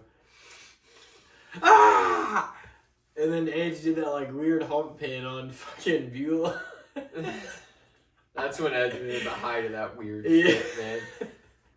It's like Edge, you're like just sexually assaulting people. Beulah and Lita like were considered part of like the six tag team match, you know, but like they hardly didn't even do anything. Like one of I think is they took like a big bump each and like it took them out of the equation for like a lot of the match. And then Tommy Dreamer was Funk's partner. Dude, it's like Mick and Edge are gonna brutalize you old fuckers. They should at least. Yeah. I mean, that night they were just booing all the WWE dude, and Sabu and Ray had that fucking match. they booed Ray that shit was night nuts. too because it was like Sabu was the guy. Even though Ray was there too for a while. Yeah.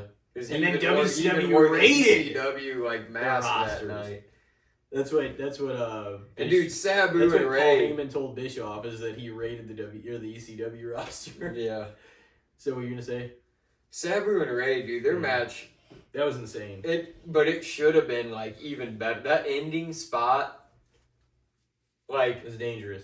It should have been, because it could have been an actual finish after that. But like, just that spot going bad and the table like kind of sliding out, and the first one not really breaking, and the second one only kind of breaking, like. And then they're just like, "Oh, we're calling it."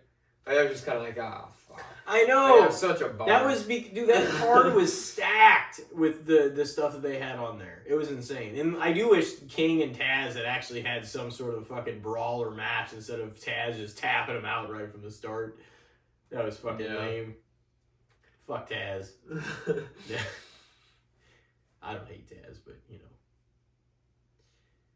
What was my main Randy for that Orton. one? Randy Orton.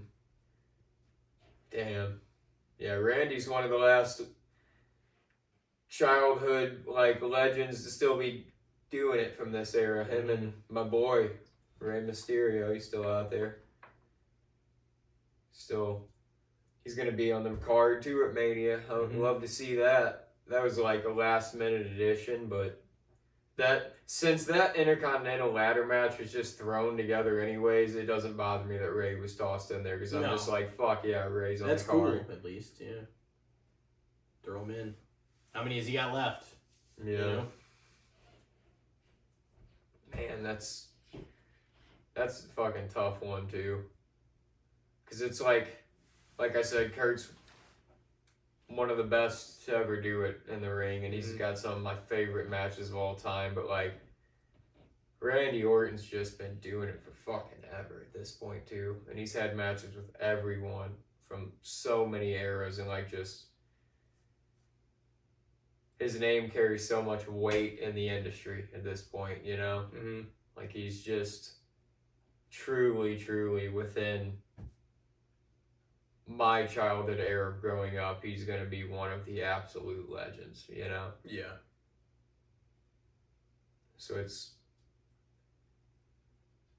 hard to like, there's very few that I could like see myself, like I can be, like there's my favorites above it, but like there's very few I can see myself like, because of the era I came up in, because of like Orton's influence over all that shit too, like picking over Orton. He's the hometown boy too, you know? Like there's not a whole lot of, there's never been a wrestler that's carried so much a legacy from St. Louis as Randy Orton has. I've had eras of like hating him. He was admittedly never one of like my favorites of like the Ruthless Aggression era, even when I was a kid, like growing up in it, you know, I was obviously more a Cena guy. I've always been into Cena, but like even like Triple H and Edge and Shawn and Jeff, like I was always into a handful of guys over Orton, but Orton's like one of the cleanest, safest, crispest he's always workers of all time. Yeah. So I think I gotta lean in favor of Orton just by a hair. Really? Okay. Yeah. Randy Orton gets it. 3 men toppled Kurt tonight. Triple H, Goldberg, and Randy Orton. Alrighty. Well, that puts him at a 7-3 split. And that wraps this or that for the evening.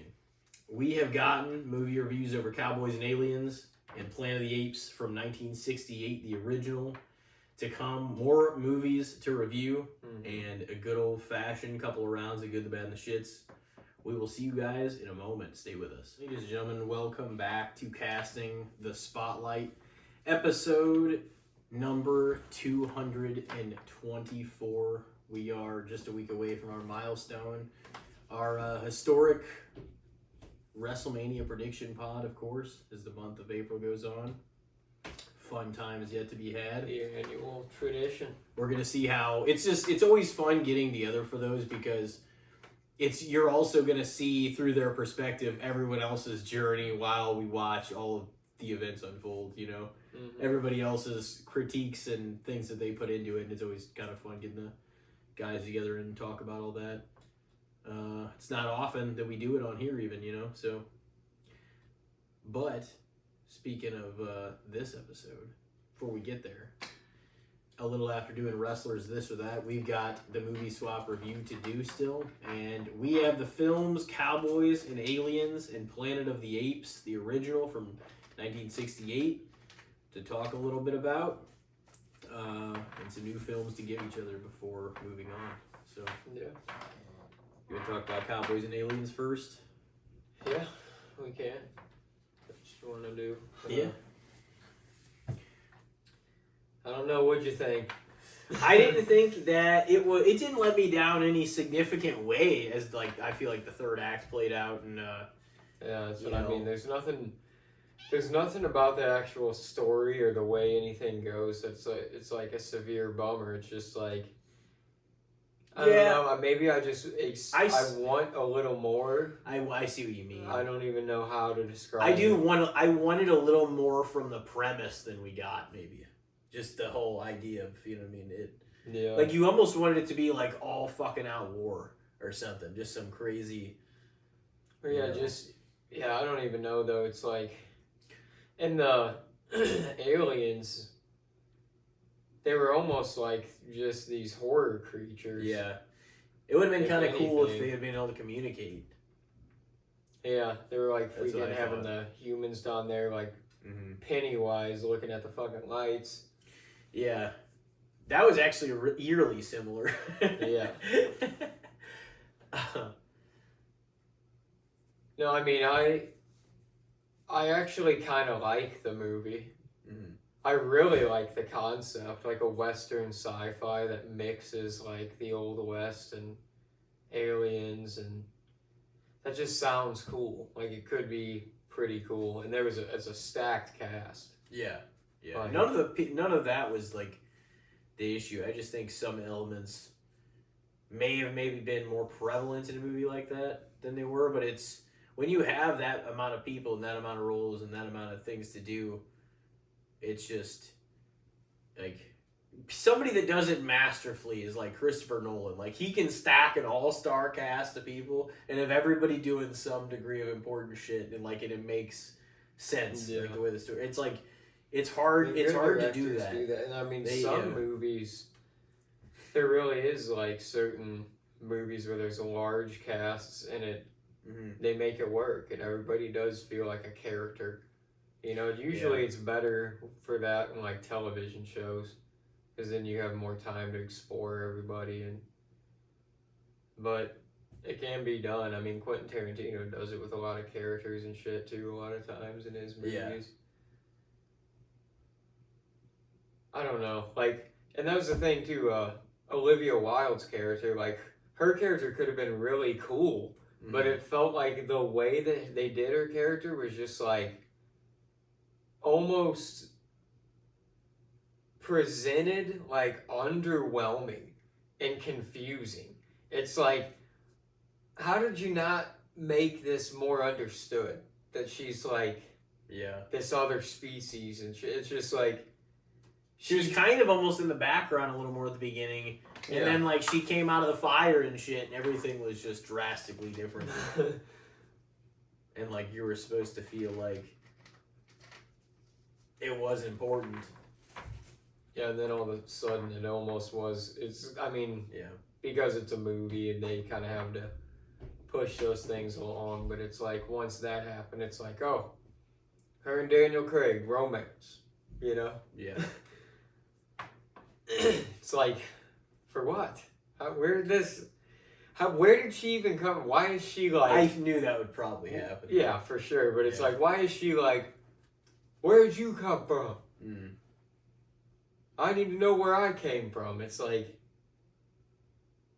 what are you talking about? Why would you think that this guy was from another planet? I guess because he had that shit on his arm, but that was never super explained either, why he had that on his arm. Yeah, because how did he acquire it? And he didn't even know what it was for. He was trying to bust it off and break it off, and then he woke up like out in the desert. Yeah, with that thing on his arm.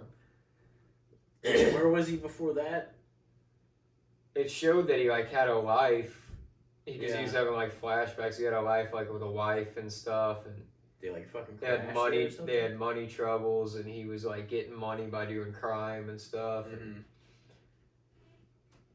they was like tearing their marriage apart, and then they got abducted because the aliens came through that town or whatever. So he was initially abducted and on that ship and looking at the lights and shit, but somehow he ended up released and out in that desert with that shit on his arm. So it's like, how did that even end up happening? How did a human end up with a fucking weapon that could kill these things?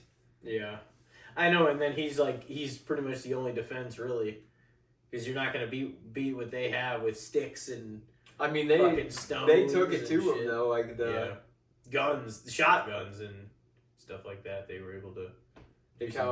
Some of the cowboys. Harrison Ford and his little band. Yeah. brought the fight, and that like Native American tribe that showed up. They were slinging some spears at him and shit. Yeah. No, I mean it really is like it's fun. It's an action-packed like sci-fi adventure sort of film, but no, I did feel like that. But it just felt like it could have been just like it could have hit harder. Yeah. I see what you mean. Maybe a little underwhelming. Yeah. And I can't even. I'm not even never saying been able to like, place why I even would think that, but it's like I just feel like there could be a little more to explore there in a little more like of an epic way. Yeah, I agree. And that's actually something that like you could see for more than one movie just to like tell the story of it, and you know what I'm saying, something they would elaborate, and then they've just never fucked with it since. Yeah. But yeah, I get what you mean. Like it's the first one underwhelmed at the box office because people kind of felt that way. Yep. Weird. Because it had all the recipe to be something. It did. Do we even know like what it made, or did it not just do as well as they had hoped, or something? I mean, it's like a big studio probably behind it. It's Jon Favreau. It was a huge cast. Yeah, and like Spielberg, like one of the executive producers or something. Yeah, and Favreau. Ron Howard like had some credit in it as well.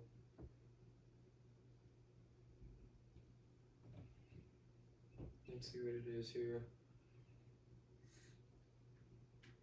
Yeah, see what the budget was and what it made. Film underperformed at the box office.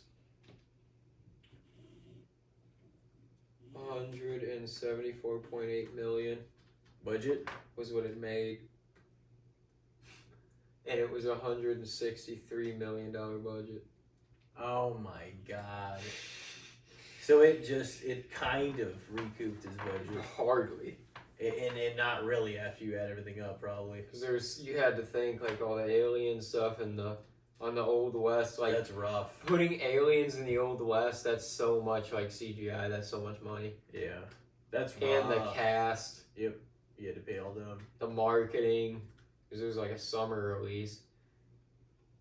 Yeah. Yeah, so I mean, it probably reflects the number in some way. I'm not saying it was like bad. It just, because I was like, that is something I'd be interested to watch regardless. And like, I knew, because like, if you don't hear out there that's like, oh man, that's amazing. Like people that were into it, and then maybe other people started liking it. But it's like, if, you know what I mean? Like I probably would have seen it sooner if I knew. I was like, okay. Because I was kind of interested in seeing it when it came out, and then I guess like that had happened too at the box office. I was like, damn, that's rough. Yeah. Did you go see it in theaters? Yeah. Yeah. Well, you tried. I mean, yeah, I like it. Yeah. I do, like, I mean, I've seen it a handful of times. Like, I enjoy it. Yeah. Like I said, it's a concept that I really like, so I'll come back to it. But it's just like, there's just something missing. I don't know. Yeah. You know? No, that's I mean, your opinion's your opinion. But it's like, that is, I definitely understand what you mean, because I did feel that way kind of like, not that it was like bad, but you almost are like waiting for something else to like break through the other really side. Pop off, and just like, it just doesn't. But yeah, wanted to see it at some point regardless. So I mean, I enjoyed it, but I kind of completely understand what you mean with something missing about it. Yeah, I mean, it was nice to watch it again because it had been a handful of years for me. In terms of a mass audience interest, I think something was missing for them. Yeah, because it would like had all the recipe, like you said, to be great. Yeah, and I mean, yeah, it's like everything was there, man. Yeah. Even the concept was fucking there. It was based on some like graphic novel or something too, I think. Oh well. All right, well, we also had a classic. Talk about an oldie here.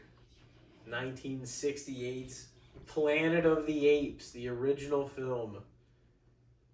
One of the respected sci-fi movies, I feel like, of that time. Yeah, the story of that movie is just awesome. Yeah, it was. Like, through and through, especially, like, just the... Because, yeah, it was adapted from, like, a novel, I said, like, 63 that came out or something, just a handful of years earlier, but just that concept, it's, like, so original for that time, too, to release something like that. And it was, like, the height of a lot of the, you know, worry with the Cuban Missile Crisis and different things were popping off right around then, and but yeah, just like that was a hell of a sci-fi film, just in general, you know? Yeah. The concept and all. And it really did, like, it kept me pulled in for the entire time. You know, it was like, and I love old movies, like classic movies, but you can't always say that for an older movie. Sometimes there's slower points in older movies. Yeah. But yeah, it felt like that one like just kept moving, heading in a direction that you're like, all right, I want to see where this plays out, you know? I think it just got more and more interesting, and like, I kind of love the conversation after they had like the crash, and they were like telling you about how much time had passed and like putting it all into perspective, and like, man, this is our like life now. We got to go see what's what. That was the and first they thought they were somewhere else. Part. It's, you know what I mean? Like, that was the whole, and then you Another see it planet. wrapped around, and it's like, holy shit, the Forbidden Zone is like, you know, what life is 2,000 years later. It's like, holy shit. And I just was mind blown by the end of it too. Whenever I thought about it, I was like, man, that was insane. Like, just how they structured something so well in like a way that nobody had ever done it like that early on. And that's why I was so interested to be like, you know what, that was good, like really fucking good is an experience like of a watch, you know, especially that original one, that I was like, I will watch the other ones, because I was like, you know what I mean, if not now, when? So I'm like, I might as well just follow it up and fucking watch 2, 3, 4, 5. The Mark Wahlberg one that came out in like 01, I think. Yeah. And since we couldn't figure out if it was Burton, we just called the Mark Wahlberg one. No, I think he might have done it, but if not, I think that it sounds right that it was him. Yeah. But was that an odd movie for him to take on, or could you see why they would want him to do it? And it's a little strange, but yeah, it's Tim Burton. Yeah, I don't know how I would rank that one. But no, it wasn't better than the 68 one. Yeah. I know that. We can have a discussion beyond that. I mean, maybe. That one, yeah, just the original Planet of the Apes. I mean, they're still making Planet of the Apes movies to this day, you know? There's still a following for it. I figured you might dig it, though. You might be like, okay, this is like, especially because it is, I mean, fuck, at this point, what is that, 58 years old? Yeah. Been a long time. Yeah. But I was like, that's worth a fucking watch. And then I had watched it, and I was like, well, we need to watch it, because I had only seen it once. Yeah, it's definitely it still hit the same way. Worthwhile movie. For sure, I was impressed with it. It was like I said, just the way that it just kept hitting kind of like like a mind-blowing thing, then a surprise, like you're like, oh fuck, they're in the 3900s, and then it was like, it was ahead of its time as fuck. Yeah, it really was. Yeah. Then they saw the humans, and the humans were all primitive, and they're like, oh well, man, this is the people on this planet. Like, this is crazy. And then they found out that the humans were like invasive species that were basically prey on this planet. And like, Yeah. the apes were in charge. They were basically in the role of the humans. And Man has no reason. he eats up all the food supply, and then they run into our villages and eat up all our crops. What was his name? Dr. Zaz? Doctor something like that? Yeah, oh man. He's like, he had nothing but fucking shit talk. He was kind of hilarious at No, times. the bluntness is great. He's like, he's like, of course not. He's like, you are a boy. He's like, he is. Zaius. Dr. Z-A-I-U-S. Zaz? Something like that? Let me see it. Dr. Zaz, maybe? I don't know. Maybe that's not what it is. I don't know. But he was like, he was a great character, I thought, too. Because he was completely against letting them have anything, but he didn't, like, if you knew, like, even that Taylor guy, George Taylor, it's like, he's not, like, a savage out here, you know what I mean? He's just trying to, like, do some of the right thing. But he like, didn't trust any humans. Like, they wanted to shut it down, basically, that anybody was any smarter than they thought they had, you know, because he's like, and even if it is true, he tells, well, none of them in the planet at that point were. who does he say that to? Zira or Cornelius, maybe? He's like, and even if it is true, like, the humans are more advanced or he's more advanced, he's like, it can't be. Like, we can't open that door to our society that they actually might be more advanced than us. Because, I mean, at that point in time, though, on their planet, It's the like 3900s, the humans really were a primitive species. Yep. So, it was like, this motherfucker coming up in here. Yeah, so it started that way. It's just insane, like, it had, like you said, the surprise, the fucking twist, the just mind-boggling, like, moments, and it, like, built up to a certain point, and then that the big reveal, and it was just like, man, it was like a masterfully done movie, like, especially for its time. It felt at least 10 years-ish ahead of its time. Yeah, you know? I mean, it still feels super, super, like, it's a super captivating story today still. I mean, it's still one that can pull you in. But yeah, they had, it was like a multiple kind of, oh my god moments sort of movie. Multiple jaw-dropping moments, you know, where you're like, oh fuck. Like, honestly, that movie, especially for, like, what the concept is and everything, like, it's at least a 9 out of 10. Like, it's fucking, it's up there. It's really well done. It's well really, made. Yeah. It was at a breakthrough time, too. But a lot of the, like, 60s and then 70s had, like, a whole lot of anti-hero films, and before, like, a lot of the Spielberg and, like, George Lucas and everybody else started making their sci-fi films and all the other action adventures that didn't have, you know, a dirty anti-hero kind of concept. Yeah. But anyway, should we swap the next ones here? Yeah, we can go for it. Yeah, Planet of the Apes, classic. Glad to have seen it for sure. I really like that one. Yeah.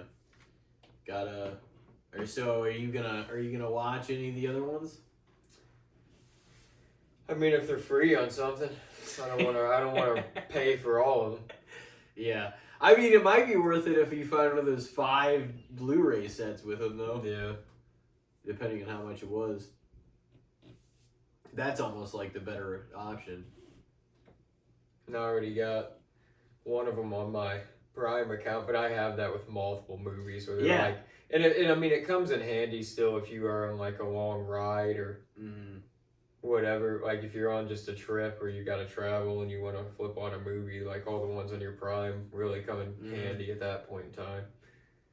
Because they're just purchased on there. Do you even have to have the internet to do that, to watch those? Maybe you do. If you download I them, mean, you probably yeah, don't. maybe your That's going to take up a LTE fat or amount of whatever. storage. But you Like- can download them onto your phone too. Yeah. Just to where you'll always have them. But, well, do you want to throw the next ones out there? Yeah, we can go for it. All right. You want to yours. go? You want me to go? Yeah, I'll throw mine out there. Why not? Okay.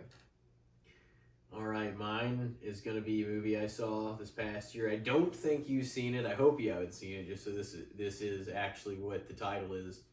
Fresh. It's a Hulu original film. Fresh, made in 2022, is a horror thriller film. It's also kind of a horror comedy. Directed by, I don't know if you know who this is, Mimi Cave, whoever the fuck that is. Mimi Cave, man. Do you know who that is? I don't think so.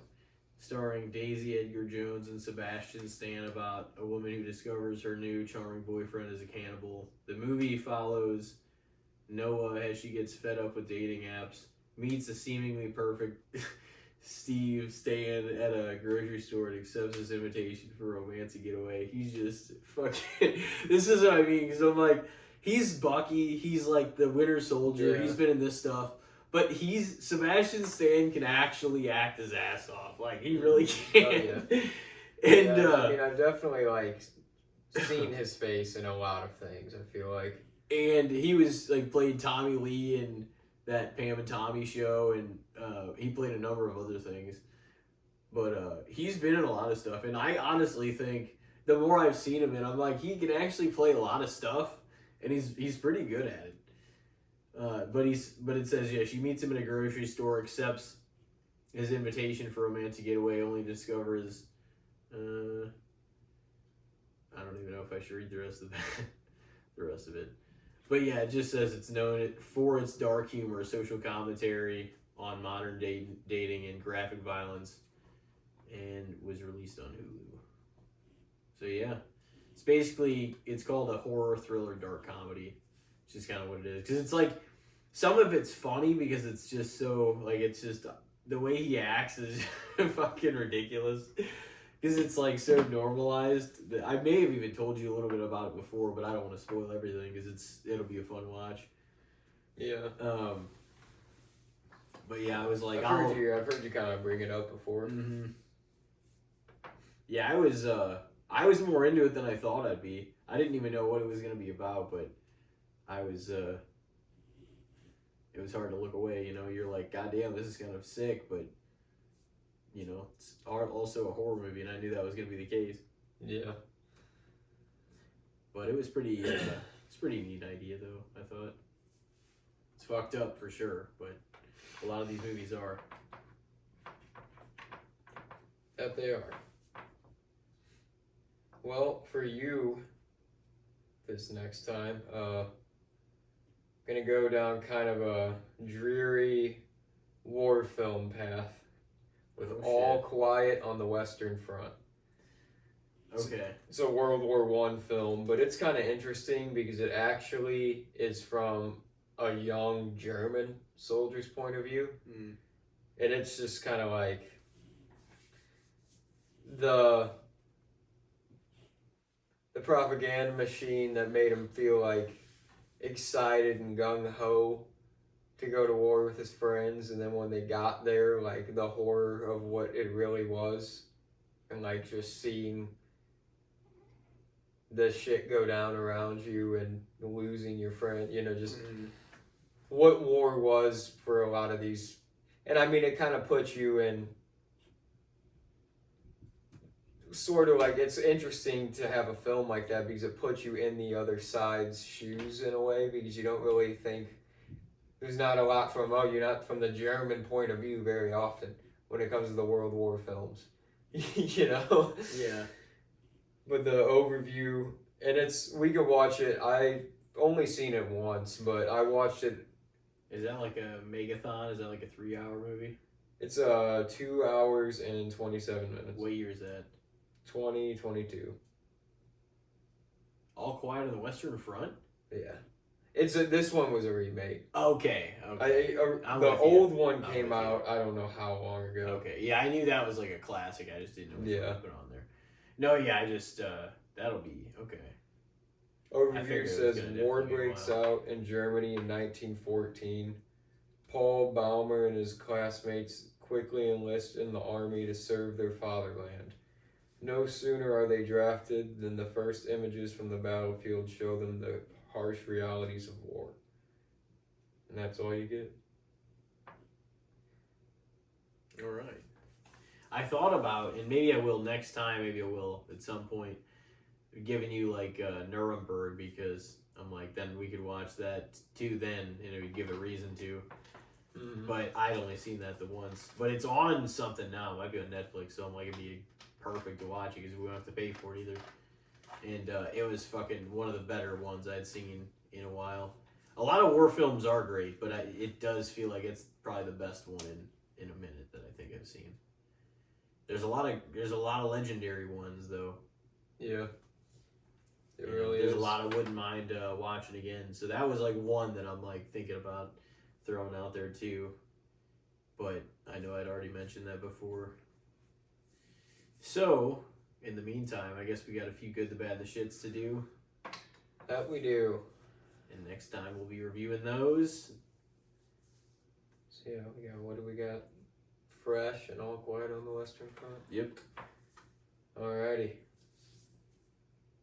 Want me to go first? Sure. Alright, so already talking some wrestling earlier. We're in the season for it though. This one's kind of a simple, basic question. But what do you think about the "We Want Tables" chants? Feel like it's... Do you like it, or do you feel like it's a little overplayed? They're also not always going to get what they want by chanting for tables, so like... I just feel like it's annoying sometimes, because it's like, they chant that shit sometimes in like singles matches or something. It's like, well, you're not going to get damn tables. Or like, if it is an Extreme Rules or something, they'll start chanting that shit like the first couple minutes into the match. It's like, let this shit build for a minute.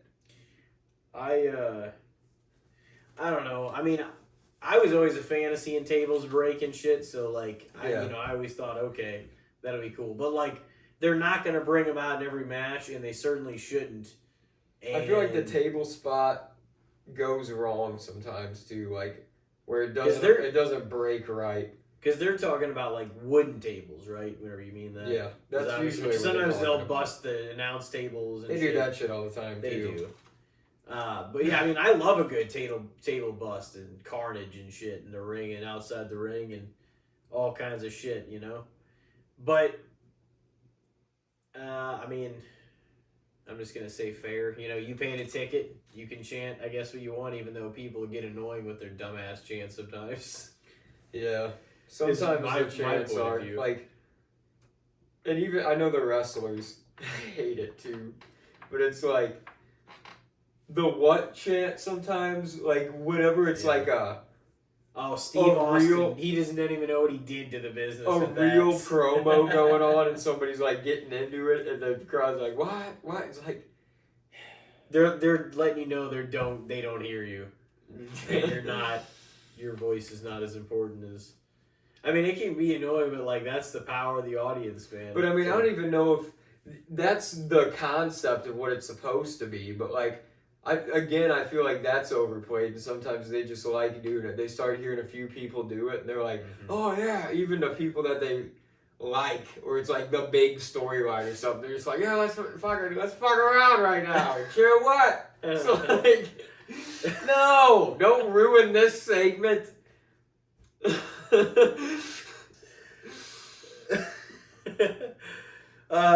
No, I mean, I get what you mean.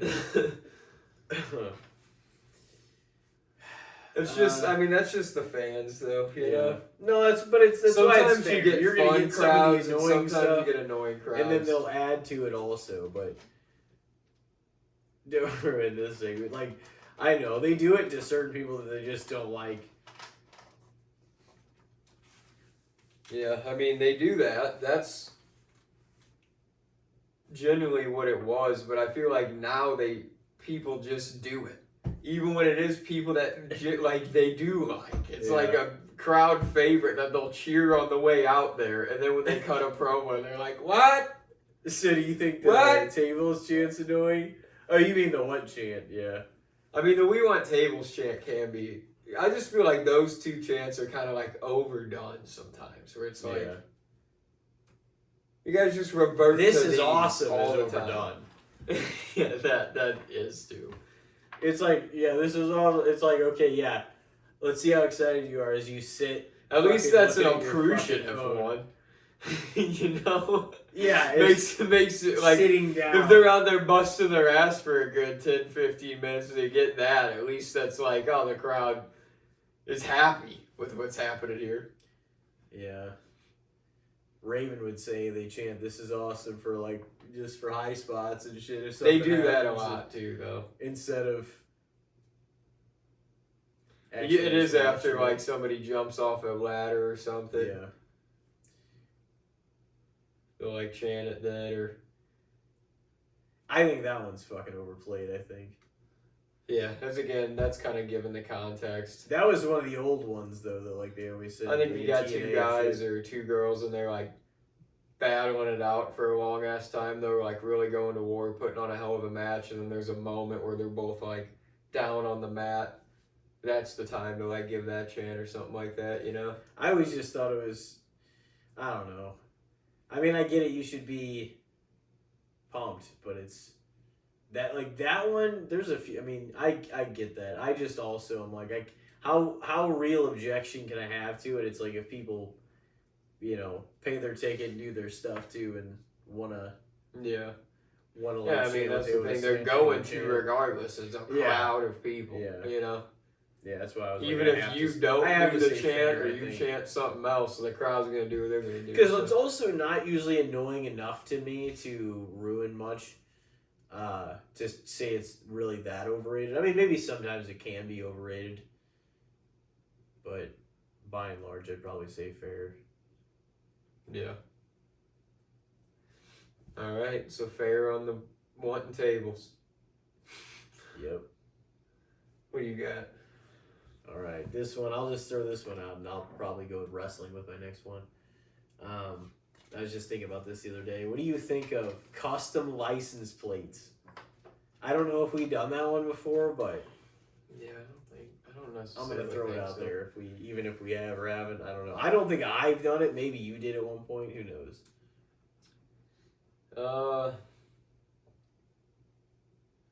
I mean, I think they're neat enough. Like if there was if you had a certain slogan or like a business or a nickname or.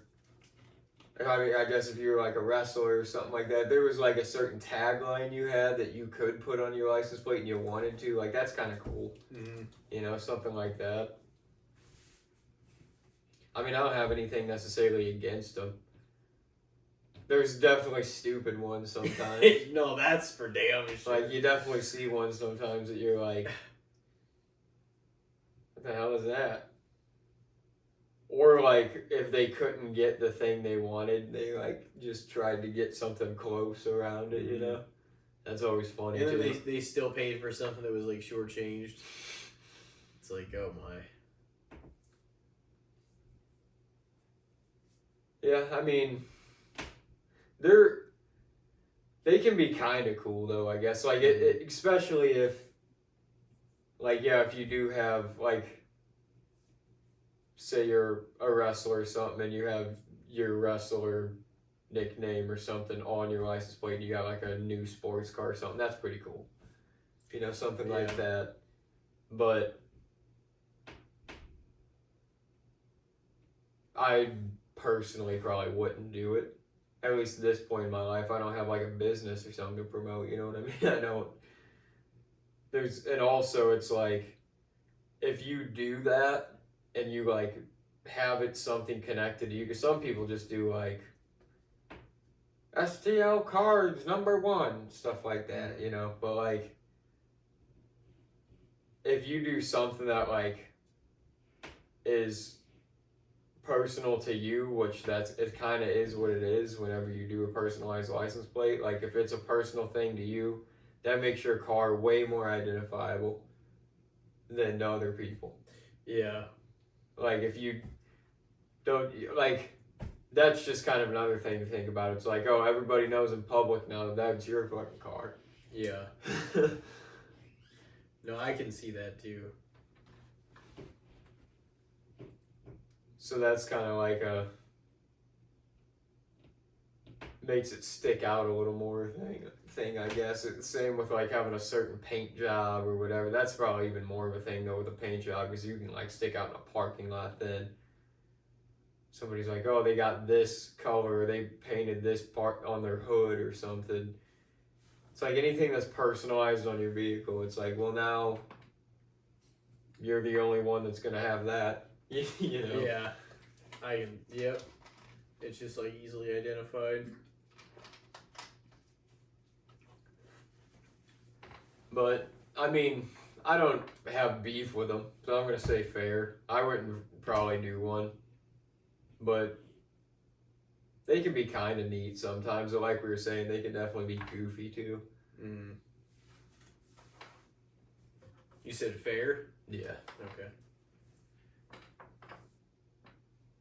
All right, this one's just kind of super random, but it's kind of like one of my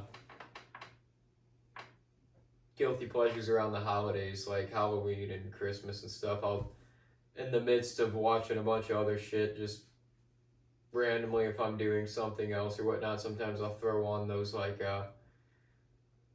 baking championship cake boss competitions with the like Halloween cakes or the Christmas cakes, and they do these like crazy ass designs and make wild shit out of them and whatnot. And it's always really cool stuff, but you're like, I mean, that's dope. Don't want to eat it now. Yeah. So much work put into that, and also so much of the wax and the edible things wrapped around it and this and that, and you add this to it, and so I'm like, it's like it really is art, but it's like, does it kind of take away the point of what the cake is? So I guess cake art would be the topic, but that's my kind of take on it. Is I'm like, it's cool because it really is like art. Like there's a lot of effort and work put into this shit, and it looks really neat. And you want to eat it, but it's like, it probably tastes not as good as a regular cake tastes. So like, is it even edible or what? Yeah, I mean, it's made out of everything that's edible. You can go up there and eat it, but it's almost like whenever you put so much icing and layers of different things on here for decorating, it almost feels like it's like too much. Yeah, where it's gonna feel like as a taste waxy product or something. Yeah. Some of the cookies and little things that are on there maybe probably do. And I mean, little pieces, I don't know. Some of them are probably done better than others, or like at least made more edible than others. They're all still, I mean, it's made out of things that are all edible, so you can theoretically eat it all. But it's like, one, I'd feel bad for it. Some of the stuff that they like really make, like, oh, this whole Christmas village. It's like, I don't want to eat that shit. It's like, you're just going to be sad every slice you cut. That's when you got to eat at a party, so it's just all gone at once. You don't got to like feel bad about it slowly disappearing. Village. I don't know. I think it's pretty cool. I might say a little underrated, actually. I mean, yeah, it really, like, it's definitely a talent. Like, there's a lot of work and effort that gets put into that shit. Yeah. I always thought it was really cool getting even just your regular cakes as a kid painted. They're like just, made a certain way and shit, and it looks so good. Like your picture or something on it. Mm-hmm. I always thought that stuff was really neat.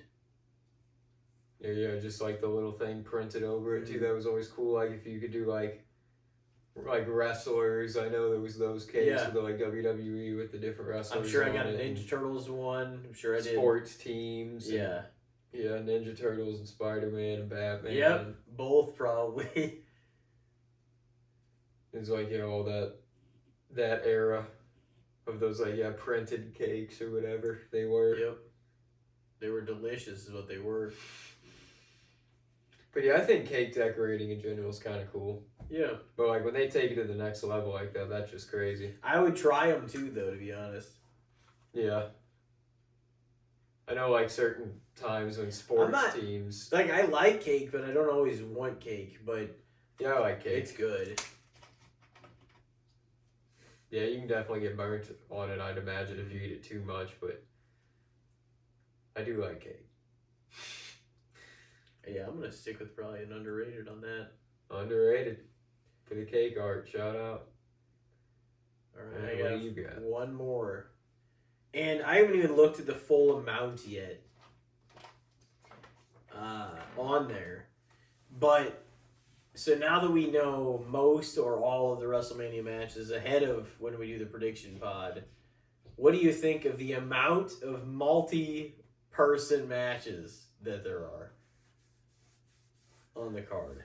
I know that bothers. Slinging everybody together, fucking. Yeah. I mean, there's still a handful of singles, but there's definitely a lot of multis too. Isn't it's there like a mashup? 4-women team match for the titles, for the tag titles? It's That's just because and you know it's all the women on the card because they're trying to get everybody on. They have so much women's talent now too. Mm-hmm. Yeah, that's the thing is I know it bothers some people, but it doesn't really bother me because I get the point, and I personally want to see a lot of these people make Mania, so I'm like, I guess any way you can get them on the card, if they're on the card, that's better than not being on the card, but at the same time, it's like, if it's a little sloppy, every it's year, always a bummer. You put yourself in the same thing because you're like a moment of panic where you're like, I don't know what any of these people are gonna do. I mean, there's still a lot of them that are fucked. No, I know, but like it's that it's for some reason they're gonna like literally leave. They're gonna neglect so many other storylines until the last fucking minute. I don't know if they're going. I mean, that's the thing. Like, Tiffany and Io are two of my favorite women on the roster right now. Neither of them are gonna be on the Mania card. It doesn't look like. That's insane. So that kind of sucks. Yeah, I didn't think Gunther was gonna be on for a good while, and he's randomly thrown with Seth. But I love both those guys, so that should be at least a good match. I think that'll be done also to further somebody's storyline, or maybe with Seth or. It's gonna further both in a way because. This could lead Gunther closer to Brock through Heyman, and it's going to lead Seth to Heyman too, which is going to lead him to the Vision stuff when Braun gets back. Because I hate to say it, but I almost think that Gunther should beat Seth, like in terms of story. But like, if you're going to beat Seth, you got to have somebody fuck him over with, you know what I mean? Yeah. In some way, like it could the be refs, Vision related. maybe even when the ref's out and he just, you know what I mean, spear or something. I don't know how non-able or unable Braun is to wrestle or even do something like that, but he's got to be back soon. Suck it up, man. Get in there. He should definitely come in for a spear. Yeah. Do it. It'll further that. It'll give reason to Seth's L. He's already kind of like talking about how he's wanting his revenge on the Vision, so it's like that's definitely the story that they're looking to play out. I think that's the best case scenario. It's as unfortunate as it is too, in ways, because you're like, oh man, they're gonna have to be put together and they're great talents, but it's like you do wish it had been built a little longer and stuff. I just think that if the match fucking performs, like you'll forget about like the negatives. You know what I mean? Yeah. So. Yeah, over time that's the case. As history goes on, it'll be looked back at as just WrestleMania instead of the whole build. But no, the multi-person matches, it's in ways, some of them sort of feel just thrown together and sloppy sometimes. Mm-hmm. Like the 6-man sort of, you saw that percolating for a couple weeks and stuff, but it's like that was just to get those guys on the card, and Yeah, the women's tag, like, that's going to be a good match, and there's a lot of great talent in that match, but it was just to get a lot of those women on the card, and yeah, that's what I was saying, the 6-man was the same thing. So, I mean, I'm going to say fair because of my reasoning, like, I get the point of it, and it doesn't really bother me because I'd rather try to get these people on the card and have them there at Mania, you know? At least so they're on the card at Mania. Other than being left off like some people that shouldn't be left off this year. To be mentioned that I already mentioned. Yeah. That's crazy. Right. And they both have had like insane runs the last few years. Yeah, 2025 was like a massive year for both of them. Mm-hmm. How in the hell are they not on the card?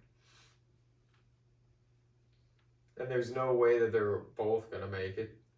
You know? And right now it's 7-6, 7 matches on. I feel like maybe one other match might get added. Who would that be though?